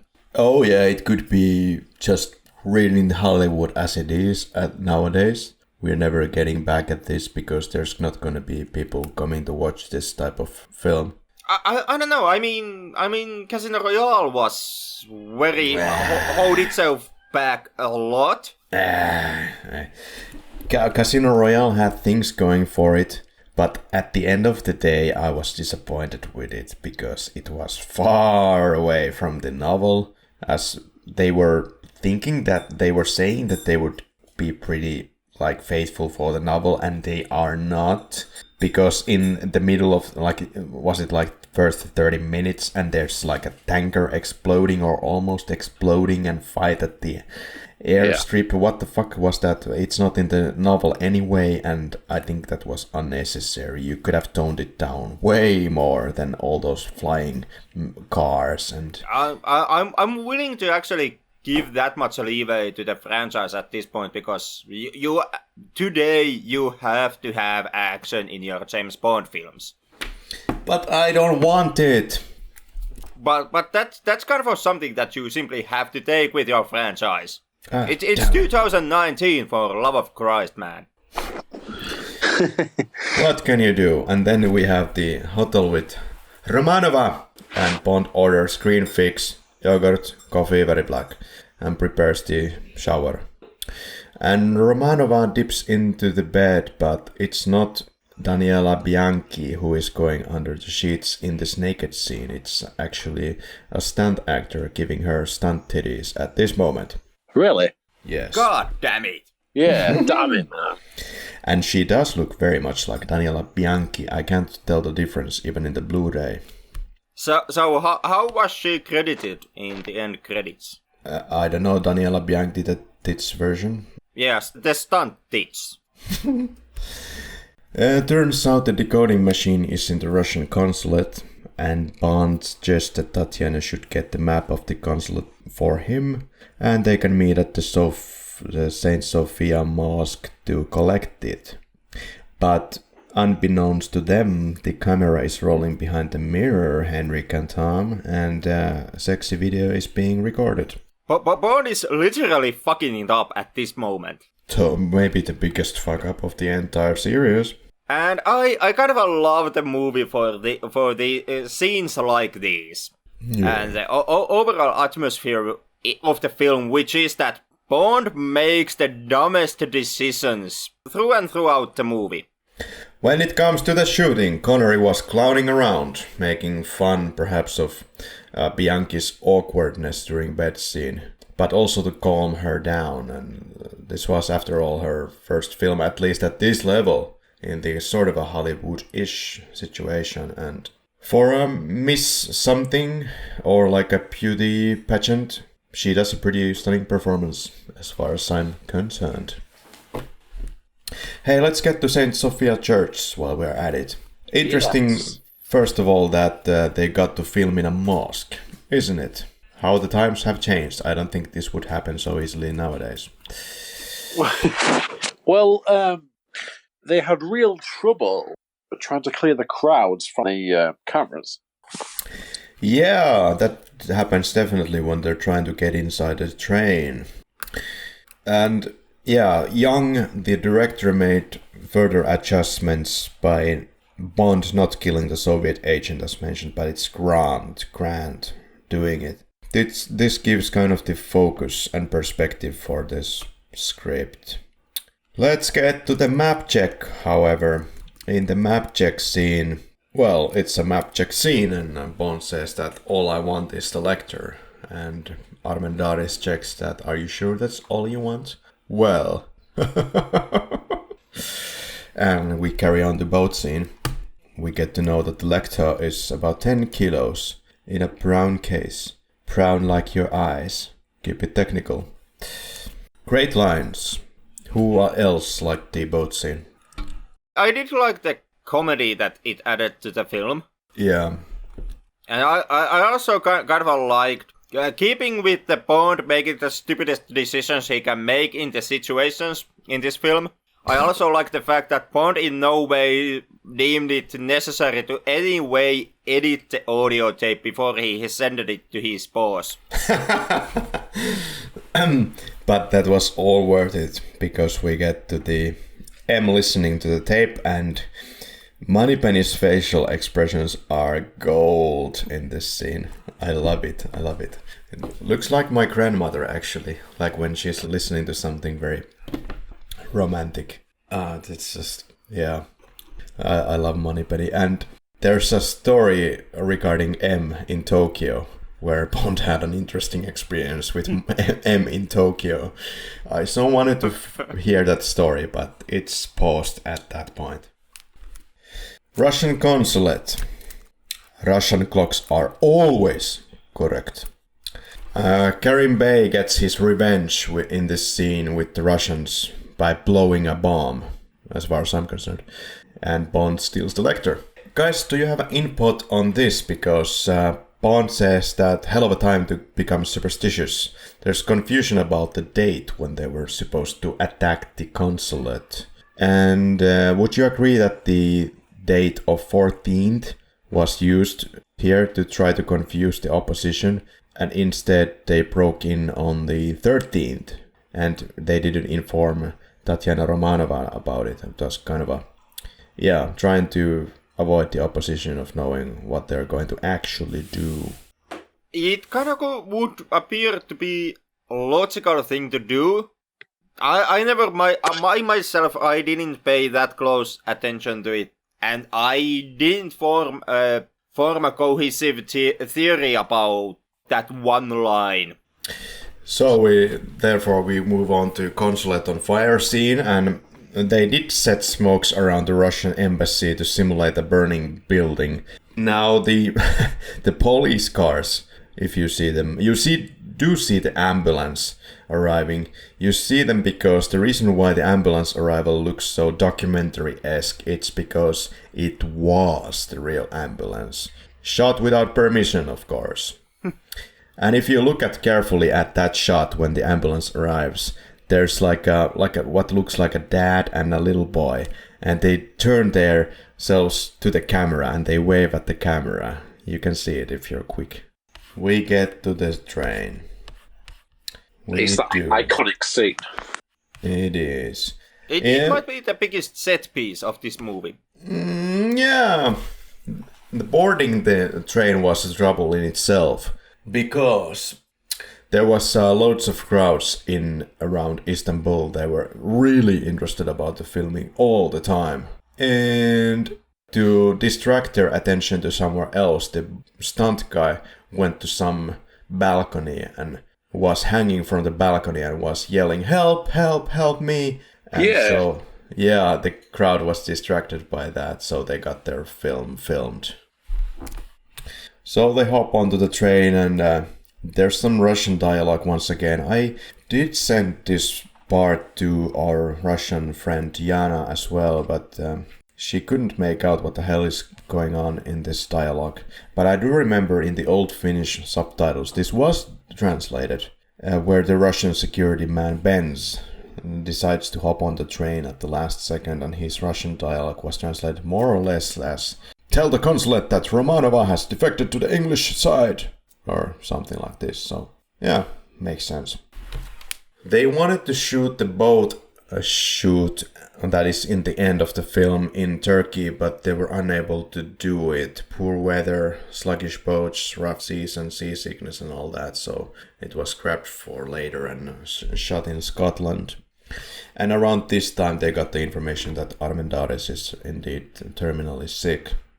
June 18th, he was using pain medications at the hospital during lunch break. When her wife was away for lunch breaks, he actually shot himself. so he would not need to suffer any longer. Yeah. And the wife actually found her lying dead on the hospital bed with a shot at the heart. Pretty gruesome shit. But 25 years later, his son played a general in License to Kill, by the way. And was that the only time he appeared, or...? Yeah, it was. It was like 5 seconds. Oh. So Armendariz is gone, but the film crew has to carry on somehow, and they do. Tom, what can you tell us about the word Somerset? It is a county in England, yes? You know, Somerset is a county in England. Karim Bey explains that the train has to be stopped by his sons at the Bulgarian frontier, where they will hop out of the train, and because the conductor is the friend of Karim Bey. And from there, the plan is to go to Athens by car, I believe, and then from Athens to take a plane back to London. But as we see in the film, they go past the pickup point because Karim Bey is totally dead. James Bond doesn't know it yet.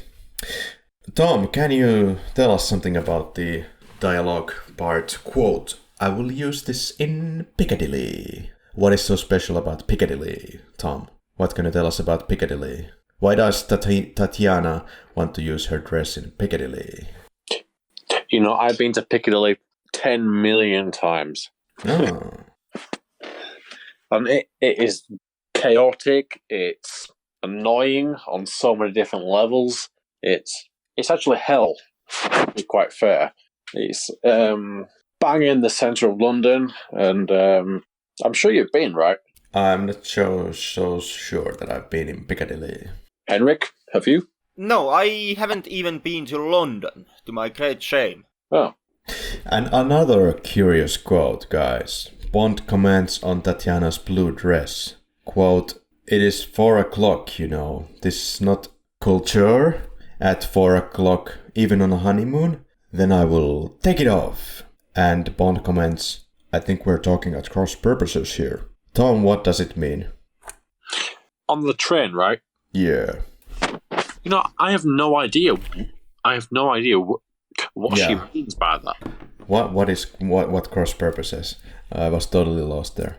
It means they both got the wrong end of the stick. It means they have completely contradictory motivations, intentions, thoughts. Yeah, and then more interesting dialogue. The Tatiana Romanova says that, okay, there's the train clerk first, or whatever, conductor says that there's been a terrible accident.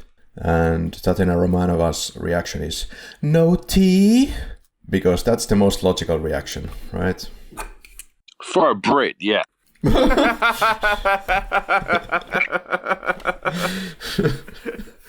However, Karim did die. Yeah, but no tea. Yeah. And Karim's dead.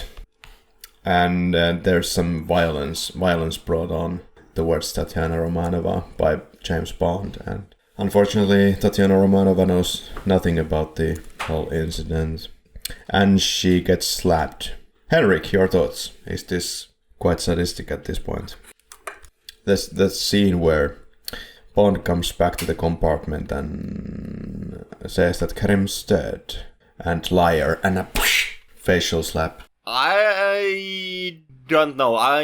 It's kind of a weird question that you propose, because in a way, picking up the answers from your counterpart, you could say it's pretty sadistic, but at the same time, I'm kind of gotten used to this, or almost a trope. Yeah, James, you're hurting me.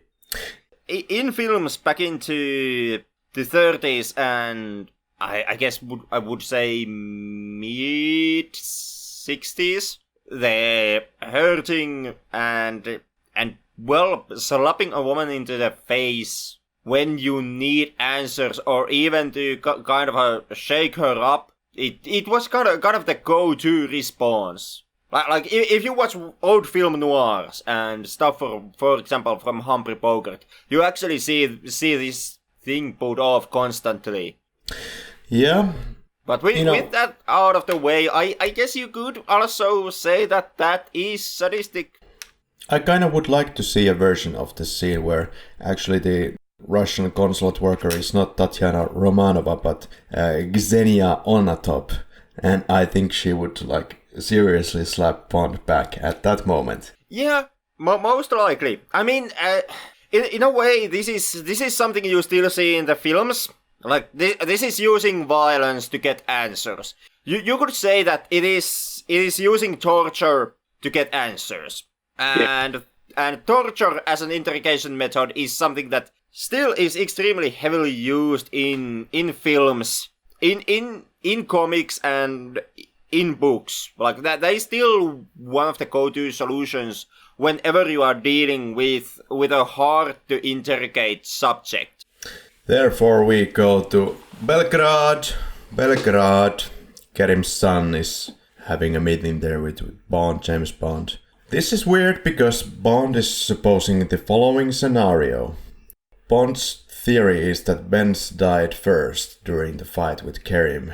I have no idea how he pulled that information off. And he tells that Kerim Bey killed himself. He said, quote unquote, did that himself. How does he conclude that? Like, what the hell happened there then? He first got stabbed, I guess, and in the back, and then he took cyanide. What is he talking about even here? Or what the hell?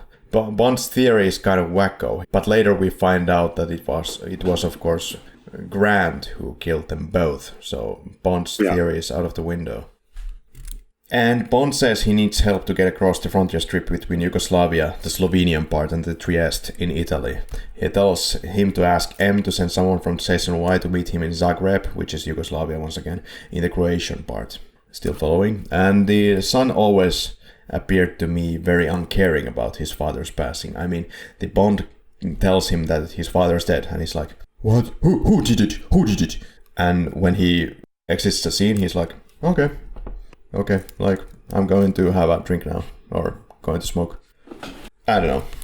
Maybe he was the son who was supposed to kind of follow his father and become the next head of the organization, so he got a promotion at this point. Right. Who did it? I don't care. Yeah. And then we get to Zagreb. Somehow Grant is aware of the meeting here with the MI6 operative and uses the coded language he overheard in Belgrade, and kills the man in the toilet. Just like that. And back to the train it is. We're introduced to Nash, Captain Nash. Bond can't take the later through the Yugoslav-Trieste border. Therefore Captain Nash says that there are no stops till then, so they need to jump off the train. So they're trying the second escape point, but never mind that shit, because it's time for a restaurant car and eating in a fancy way. Bond carries the Lecter with him to the restaurant car, as he should, and Bond takes the grilled sole. That is a fish, not an actual human soul. And Bond has a bottle of Blanc du Blanc, or Blanc de Blanc, so whatever that is. And Grant orders Chianti, the red kind, of course, because he's so red. Actually, in the book, he was born in or raised up in Northern Ireland, so... The thing with that was that, and this is something that not necessarily is the case today, since the kind of the etiquette has softened through the ages, but back in when the film was made, it still was the proper etiquette that you did drank red wine with meat and white wine with fish. So Grant here, playing as Nash, he's breaking the etiquette. Right. And that apparently is extremely un-British thing to do. At least we have one cultivated person here in this podcast. Like I said, but that's not that big of a deal anymore. Today it's pretty okay to take red wine with fish, and only old geezers who at this point would be pushing like 60 I guess would anymore actually care for the etiquette in that sense and would anyway raise their eyebrows over you taking red wine with fish. Older. Yeah, even older, I guess. I guess older, yeah. I take red wine with red wine. They're taking the whole bottle with just a glass. Yeah. Okay, back in the compartment. Grant has added chloral hydrate into Tatiana Romanova's drink and... Bastard. Yeah, busted. And there's a steep gradient where the train will slow down anyway, and this is where they want to get out of the train, and they will do whatever they do, and they take the main road in their plan and pick up a truck, and it's going to be 20 miles from their current location. The plot is all fine until the point of the train. Is there really a point for Grant to wait for his moment to kill everyone and take the Lecta? Does it make sense to wait for that long? I think he could have killed them all the way back in Istanbul in a sense, but if he really wants to set this up like that James Bond is going to commit suicide and the lady is going to be killed by James Bond, then maybe this is the best way to do it, because they have their pickup point that is set up and agreed by M, I believe. So I guess, yeah, I could buy that. This is the best point to kill James Bond. Well, so at least doing it this way at this point kind of feeds into Grant's implied sadism. And him wanting to hurt and humiliate Bond before killing him. Yeah, imagine, I would be super stressed out and I would be really desperate to set up this like suicide and murder attempt way before this moment, because it's just 20 miles until the pickup point, and Red Grant is just going blah blah blah at Bond, explaining the whole plot in detail, and doesn't... I too would have tried to pull this off earlier. Yeah. But the super plan is that the porn film will be found in Tatiana's handbag, and a letter will be placed in Bond's stuff, and it's a letter from her threatening to give the film to the press unless you marry Tatiana Romanova for helping to get the Lecter. And it's not a bad idea. It could have worked, but Red Grant totally craps it up. The more baffling notion to make here is exactly how boneheaded Bond still is during this moment. Like, at this point he knows that there most definitely is a third party at play, or someone is messing with the situation. And Grant has already been caught for breaking the etiquette, and Bond has already picked up on the fact that Grant did drug Tatiana. And yet, still, even on this point, Bond is like, yeah, I'm gonna believe your word, and, lowers his weapon, and lets Grant have an upper hand. Yeah, the stupidest moment is when Grant is explaining the map and the whole plan to Bond, and then he just smacks Bond into the neck and knocks him out. Like, what the hell? Just keep your distance. Yup. But at the same time, like I said earlier, I still kind of do love the film for these obvious mistakes that Bond makes throughout the movie.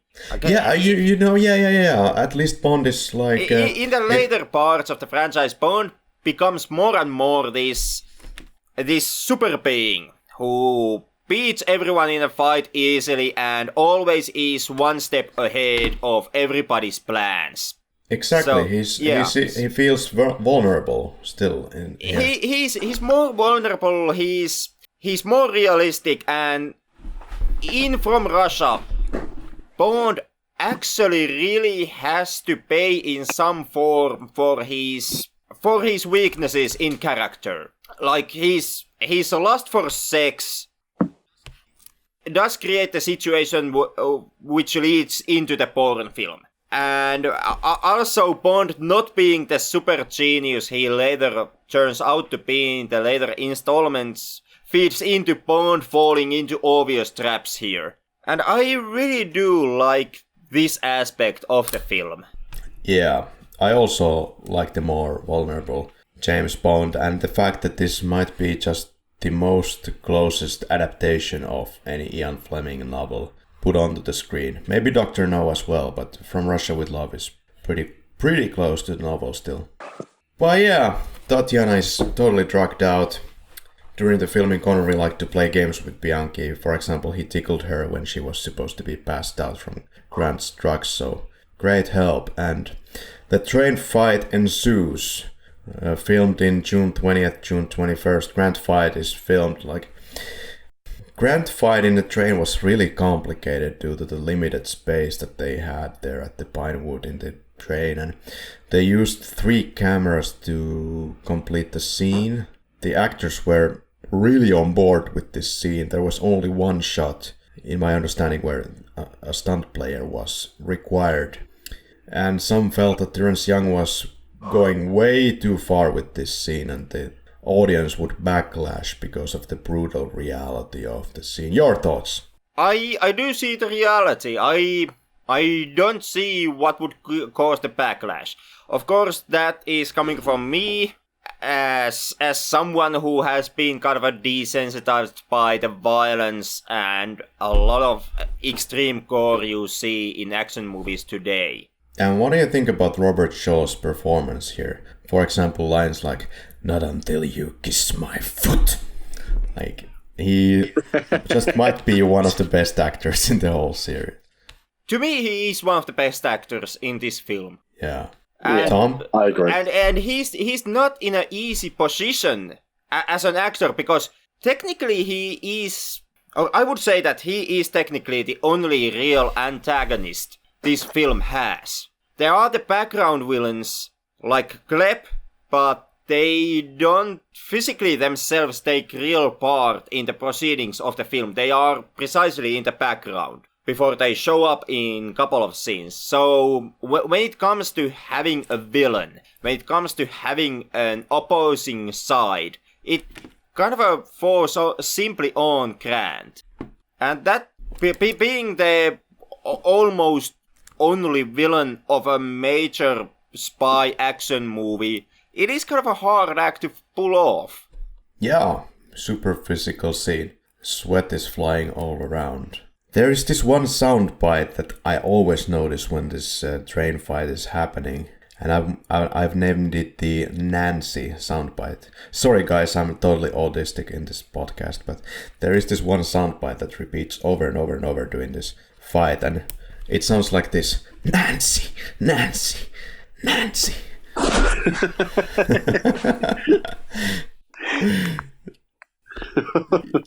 Yeah, probably nobody else noticed that. Nancy. Oh, that's good. And, well, the old man is finally killed, and Tatiana and Bond get out of the train according to Grant's plan, and there we have one guy waiting for him. I don't know if he's Russian or what, but he's there, and Bond takes over the situation, takes control of the car, just kind of nonchalantly throws Tatiana to the back of the car. Like, okay, sleep there then if you're not going to wake up. But I guess that makes sense, because still the bad guy needs to be kept at watch in the front, because he knows Grant's plan and what's going to take up and what's going to happen next. That's probably the only reason why Bond knows where the hell he's going to drive. Alright, morning comes. Copter scene. Copter scene at the end is inspired by North by Northwest's crop duster scene. Henrik, have you seen North by Northwest? Of course I have. And North by Northwest was something that also immediately came into my mind when I saw the copter scene here. Connery did a lot of his own stunts here, and the crew had his like a sigh of relief every time. Well, Sean Connery didn't kill himself when the helicopter was flying above. And yeah, that's pretty much it. And then we get a little short shot of Blofeld's ship, because Blofeld wants to announce that she has already negotiated a price for returning the lecture. What? Do you think this was Blofeld's plan all along, just to sell the lecture back to the Russians? No. No. Okay. What would be the end game for Spectre for deciphering the secret communications of the Russians? I guess there is a point. I guess it could be valuable, but... It's a good question, but I guess we'll never know, Yeah. So, guys, it seems that Blofeld's hideout is somewhere around Venice, or we must assume that, because in the next scene, Mogenu, the hench guy, just appears. We just saw him at the Blofeld's goddamn boat office, and now he's at the action scene against Bond, so he has to be really close by. And he just comes into the action scene to challenge Bond, which is supposed to be Gulf of Venice. And the chess game as well, of course, because Kronstein is wanted, and 10 minutes later turns up in the presence of Blofeld. Yeah, Kronstein's been stabbed with a boot at this point. He's been booted. And in the book, the Spectre Island is located somewhere around Crimea, so that would be like thousands of kilometers, a little bit off, but in this film it seems to be around Venice. So, Sunday, July 6th, they commenced with shooting of this boat scene. They had trouble. They shot it with explosives, but they were not supposed to use the explosives, so it was just a training, and they fucked it up. They had to reshoot it with explosives, which was really expensive, which made the film extremely expensive and over budget and over schedule. And there was this famous incident with the helicopter guys.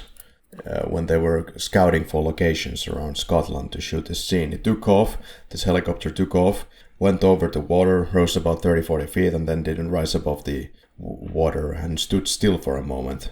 And then it went sideways, and the blade of the helicopter hit the water. And because of the marvelousness of this pilot, it flew off, which might have been for their benefit at that moment. Anyway, the helicopter went underwater, maybe 30-40 feet, or would that be like 12 meters at max?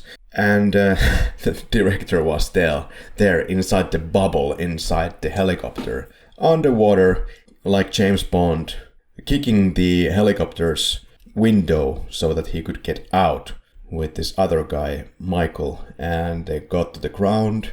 Terence was bleeding, but after 35 minutes they were like, okay, let's just keep on shooting, no biggie. So props for him for that, kind of a James Bond thing to do. But fear not, our listeners, there's more havoc on the way. Like when they finished the Scotland shoot on the July 17th, there's Connery and Bianchi driving to a next shooting location, and the driver of Bianchi falls asleep, and maybe our listeners as well. But the car just starts doing flips several times because the driver fell asleep, and almost the car went into the river. And Connery was certainly kind of a James Bond at this situation as he rescued Bianchi from the car. After this, they pretty much wrapped the principal photography guys. But I guess you know that they did shoot a lot of material even during the post-production. Like Terence Young went way back to Venice to shoot the ending of the film, which was missing, and a lot of key scenes, when there was only 3 months to go until the premiere. Yeah.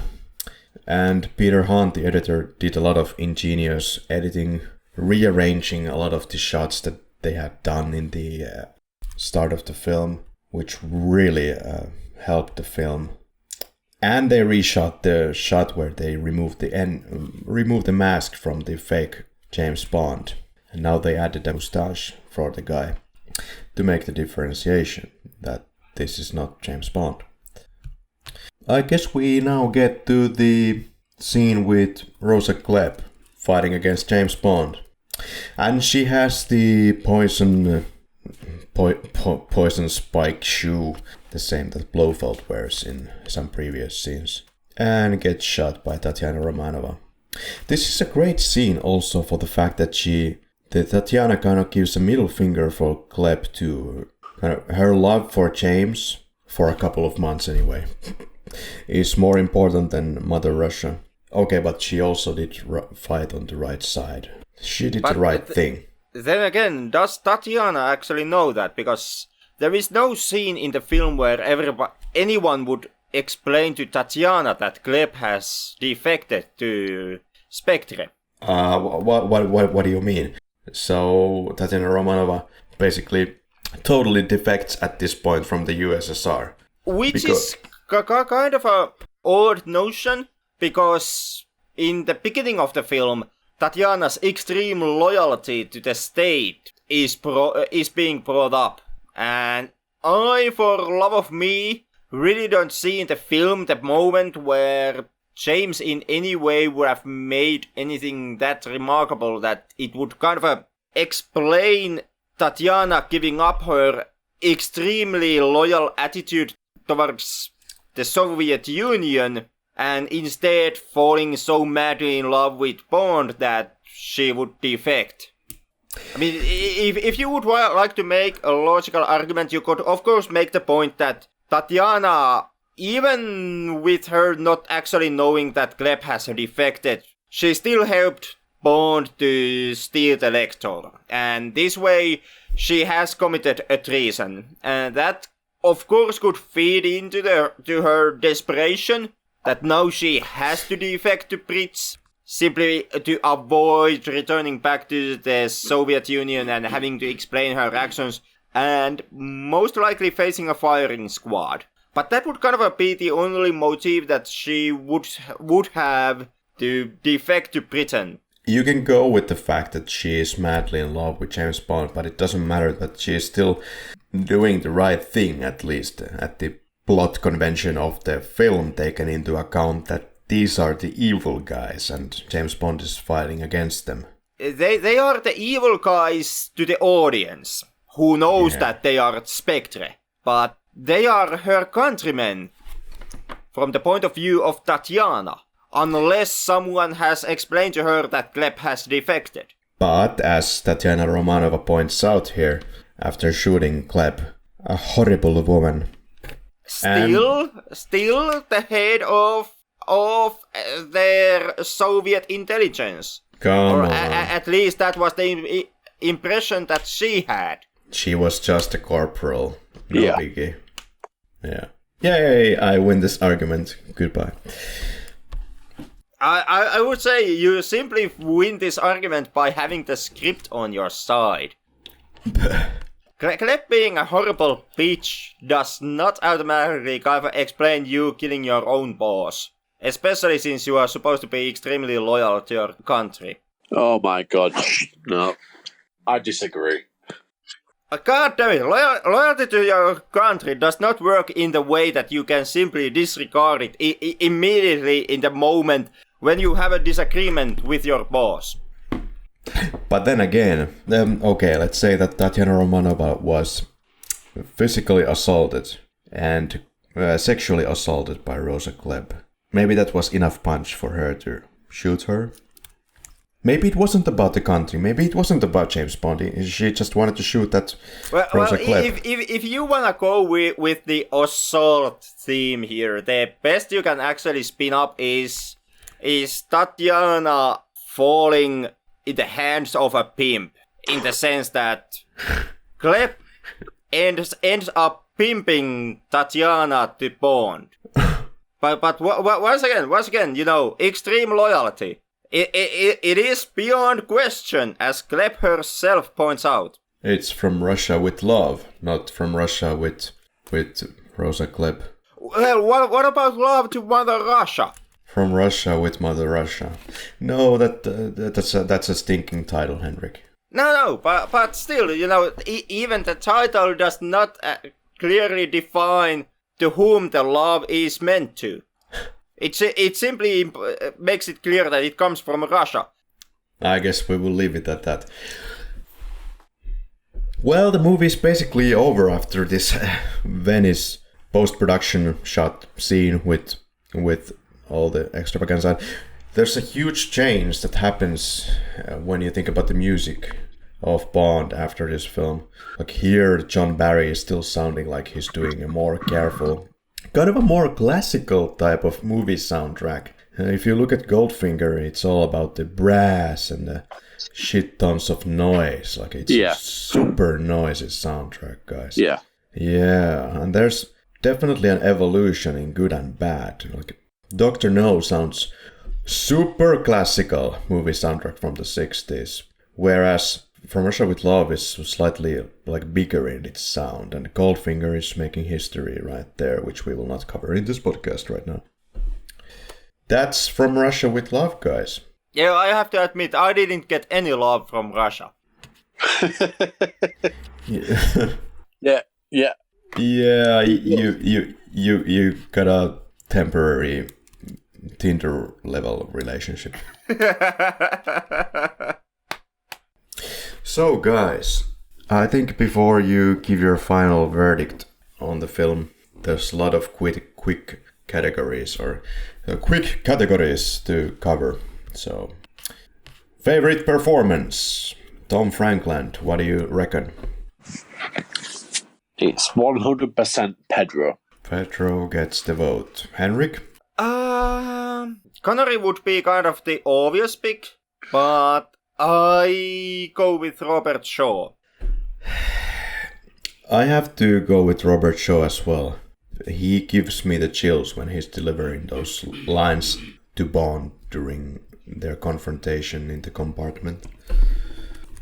Like, I can't really think of any other actor that would be better in this franchise right off the bat. Like, that tells a lot. So, favorite scene, Mr. Frankland? It's the chess scene for me. Okay, why so? You know, the creepy look on Kronstein, that is, just sets the whole tone for me. The eye contact by Kronstein is just so unusual.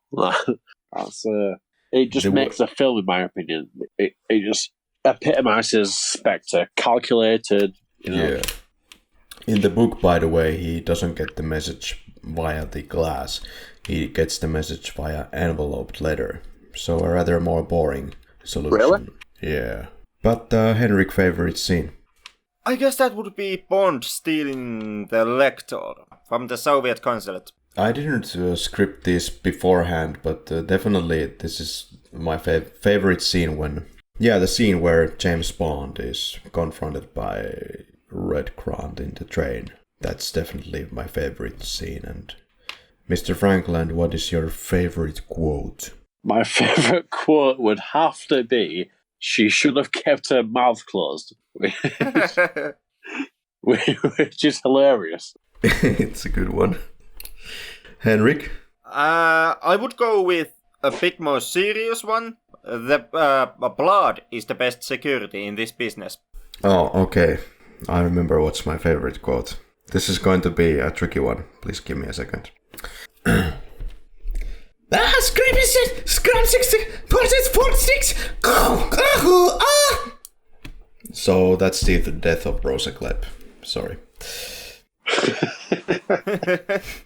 I was actually expecting you to go with she had quite a kick. That's a pretty good one. Favorite kill? Tom Frankland. Favorite kill? Yeah. Ooh, that's a good one. You know, there's not many interesting kills in this film. No, there ain't. So I would have to go with when Bond kills Grant. Yeah. That would be my pick also. It is the most technically difficult kill scene in this film. And also the one that gets most physical and most violent. All the other kills in the film are actually quite quick. It is Bond shooting someone or someone else shooting someone. Someone quickly snapping someone's neck, or Bond simply shooting that one guy who drops the grenade and stuff like that. Yeah, for me it would be stunt actor number 27 at the Gypsy Camp when Bond shoots him randomly. No, I'm going to go with Grant as well. So 3 Grants. Okay, this would be the moment when we are going to ask the random question of the evening. Any ideas? What are the Bond traits of Mr. Henrik? I guess the major misogyny and rampant alcoholism. And Mr. Frankland. Everything. Good look. Handsomeness, intelligence, sense of dress. Yeah, I can't pick any of those, seeing how I'm a co-host in a film podcast. So intelligence and smart brains are immediately out of the question. Which image best exemplifies this film, Mr. Tom? Ooh. Which image? Yeah, or which shot? Ooh. Yeah. I would say when Bond is in the office with M. Uh-huh. In my opinion. Yeah, why not? It's the first film where we have the whole, group together. Desmond Llewellyn, Bernard Lee, Louis Maxwell, Sean Connery. Henrik? I guess that would be the scene after the Gypsy Camp fight. Which is when... Which is when a relatively confused Bond... Or when Bond is relatively confused about what is going on around him, and someone simply comes to him and informs Bond that you took some minor part in the fight, but you managed to save precisely the right person, so here is 2 ladies for you as a reward. And they are suddenly totally happy to coexist. For me, it's Red Grant and James Bond in the train, when Red Grant is pointing the silencer at him. But first image that comes to mind from this film, Mr. Frankland. The first image that comes to mind? It's the first one.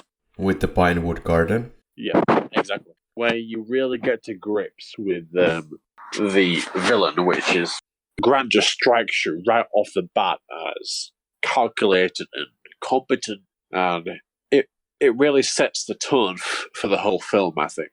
Yeah, there's that Kronstein's traits.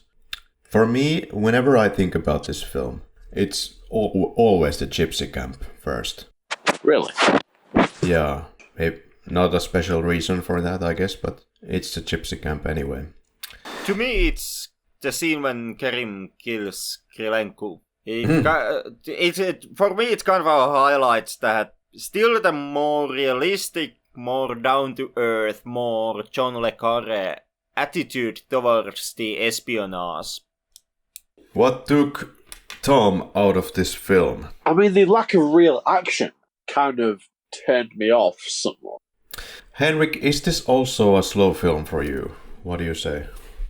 It is, especially if you compare it to the later entries in the franchise, which easily can be something that you have already gotten used to if you have followed the franchise, or if you have gotten into the franchise on a later date. Like, for example, if your first contact with Bonds were the Roger Moore films, or something that is a bit more action-oriented.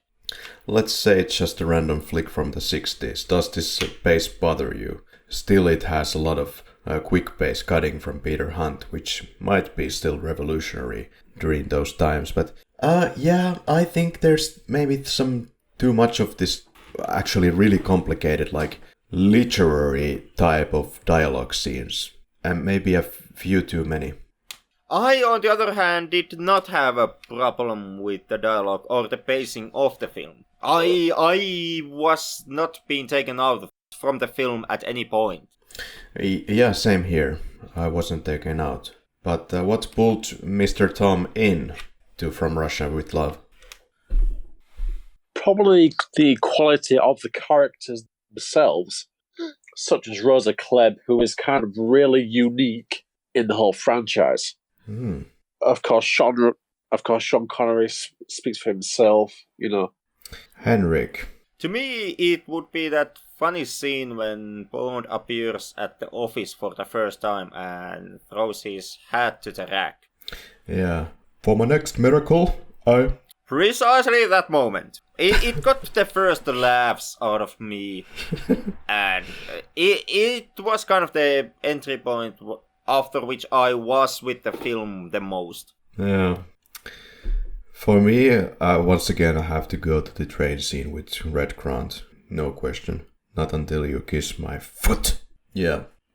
Well, I don't know. This is an interesting film, Henrik and Tom, because it has multiple endings. We have Red Grant being killed, that's one. We have the boat scene, explosion, and we have Rosa Klepp being killed. And then the movie is finally over. It has 3 endings, in a sense. But I guess everything kind of comes into a point around the end of the train scene, let's call that. Yeah, whatever. Pretty much, yeah. The whole Rosa Klepp fight is a bit of an afterthought when you compare it to the train scene fight. Although, these are important, because it tells you that James Bond is indestructible. He's kind of a Superman. That's what it's trying to say, in my opinion, when you get these repeated wins. That, and it does wrap around the story in the sense that all the active bad guys are now dead, and Bond can finally close the case with Klepp out of the picture. But still, I would say that the tension kind of reaches its high point, and with that is also resolved with the ending of the train fight. Like that is the point when the major bad guy exits from the film. Henrik, Tom, did you get annoyed by the multiple endings of this film? Was it a problem for you? No. Yeah, okay. Yeah. I don't think so. Yeah, because I think Bond films are kind of known for the fact that they have trouble ending the film because they keep on pushing different kinds of endings into the film. For example, what comes immediately to mind is The Living Daylights. You have the fight in the airplane, and then there's the finishing scene with Whittaker that's completely separate from the Morocco scenes. Well, anyway, the Scissors of Sacrilege. I guess you could kind of speed it up a little bit in the first act, but nothing major, really. It's a great detective thriller through and through. Henrik? I wouldn't touch the film as it is. I know that I gave it a lot of crap for the misogyny, and that is kind of the running theme and running problem with the entire franchise, to a point where you can actually make an episode of its own, simply tackling on how the films have portrayed women and how they have tried to kind of dance around the whole misogyny subject. But even with that in mind, I do acknowledge that the film is a relic of its time, and therefore I do reserve myself the right to call it out in Bond movies, but I am not going to crucify an individual Bond film simply because of it, and therefore I would not really make alterations into the film. Good call. Tom, would you cut or change anything in this film? Oh, well, I would change the... for me, the action wasn't good enough, really. Mm-hmm. As I've said before, the fight scenes weren't really that intense, really. I guess it depends what you're looking for from your film. I do respect that many of the Bond films can be different and try to be something different, and that's what I like from Russia with Love. So I'm not expecting for these Bond traits. I mean, the director was concerned that the fights were too violent for the audience, but for the time it was probably. Yeah, for the 1960s, it probably was too violent. But in hindsight, I don't know. Yeah. Okay. And Tom, please complete this sentence. You really know you're watching From Russia with Love when? Oh, I have no idea. You've got me. I have no idea. Well, we'll let you think about it. You really know you're watching From Russia with Love when you're in Istanbul and you go to the Russian consulate. I would like to correct that, actually. When you have one of the best train scenes in the film history, as far as I have seen them. What about Henrik? when you start checking your 6 while in a hedge maze. Jotain sellaista. 3 adjectives to describe the film. Tom. Slow. Interesting. Probably exciting as well. Henrik? Well, there is this poster. It's not one of the most well-known posters of the film, but basically it has Bond in the middle and 5 arrows pointing to him. And the first one reads target the unkillable James Bond, and then there is the rest of the 4 are clips from the film with captations blast him, seduce him, bomb him, and strangle him. And with that, I would my 3 adjectives would be seducing, blasting, and strangling. Thrilling, detective-esque, and knightly, which could be used for billions of films. But I really do enjoy the film when they are exiting the train finally. And yeah, those shots at what are supposed to be like 6 a.m. or whatever, it's great. Did you guys look at your Rolex when watching this film? Did you get bored, Mr. Tom? No. Yep, same here. Henrik, it's your burden to tell us for tonight as the first one. Would you recommend From Russia with Love? I would. It's not perhaps the easiest Bond to watch for today's audiences. And there is a big difference between this as a Bond film and the more modern Bond films. But I still feel that this is relatively well made Bond movie, and I did greatly enjoy the more realistic and more down-to-earth touches that this film had. Also, if you are sick of seeing Bond as an always surviving Superman, in that case, most definitely check this one out. I thought, Henrik, that you would enjoy this. And truthfully, I would say this is my favorite Bond film from Sean Connery, for sure. I mean, there are things that I like from each film, but like you, I kind of like this more realistic, more gritty-esque, more vulnerable James Bond detective thriller. So yeah, I would also highly recommend this film. Please watch it. And what about Tom?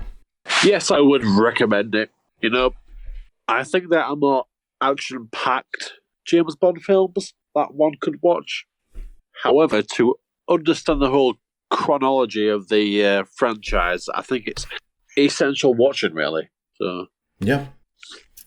That it is. Most definitely. Alright, guys. I guess we have survived. We went through the film and we have now just started this Bond watching extravaganza in this podcast. So each month from here on in, during the last Thursday of each month, you will get in the Flick Lab the amazing company of me, Henrik, and Tom to talk about a James Bond film. And next up, it's gonna be On Her Majesty's Secret Service.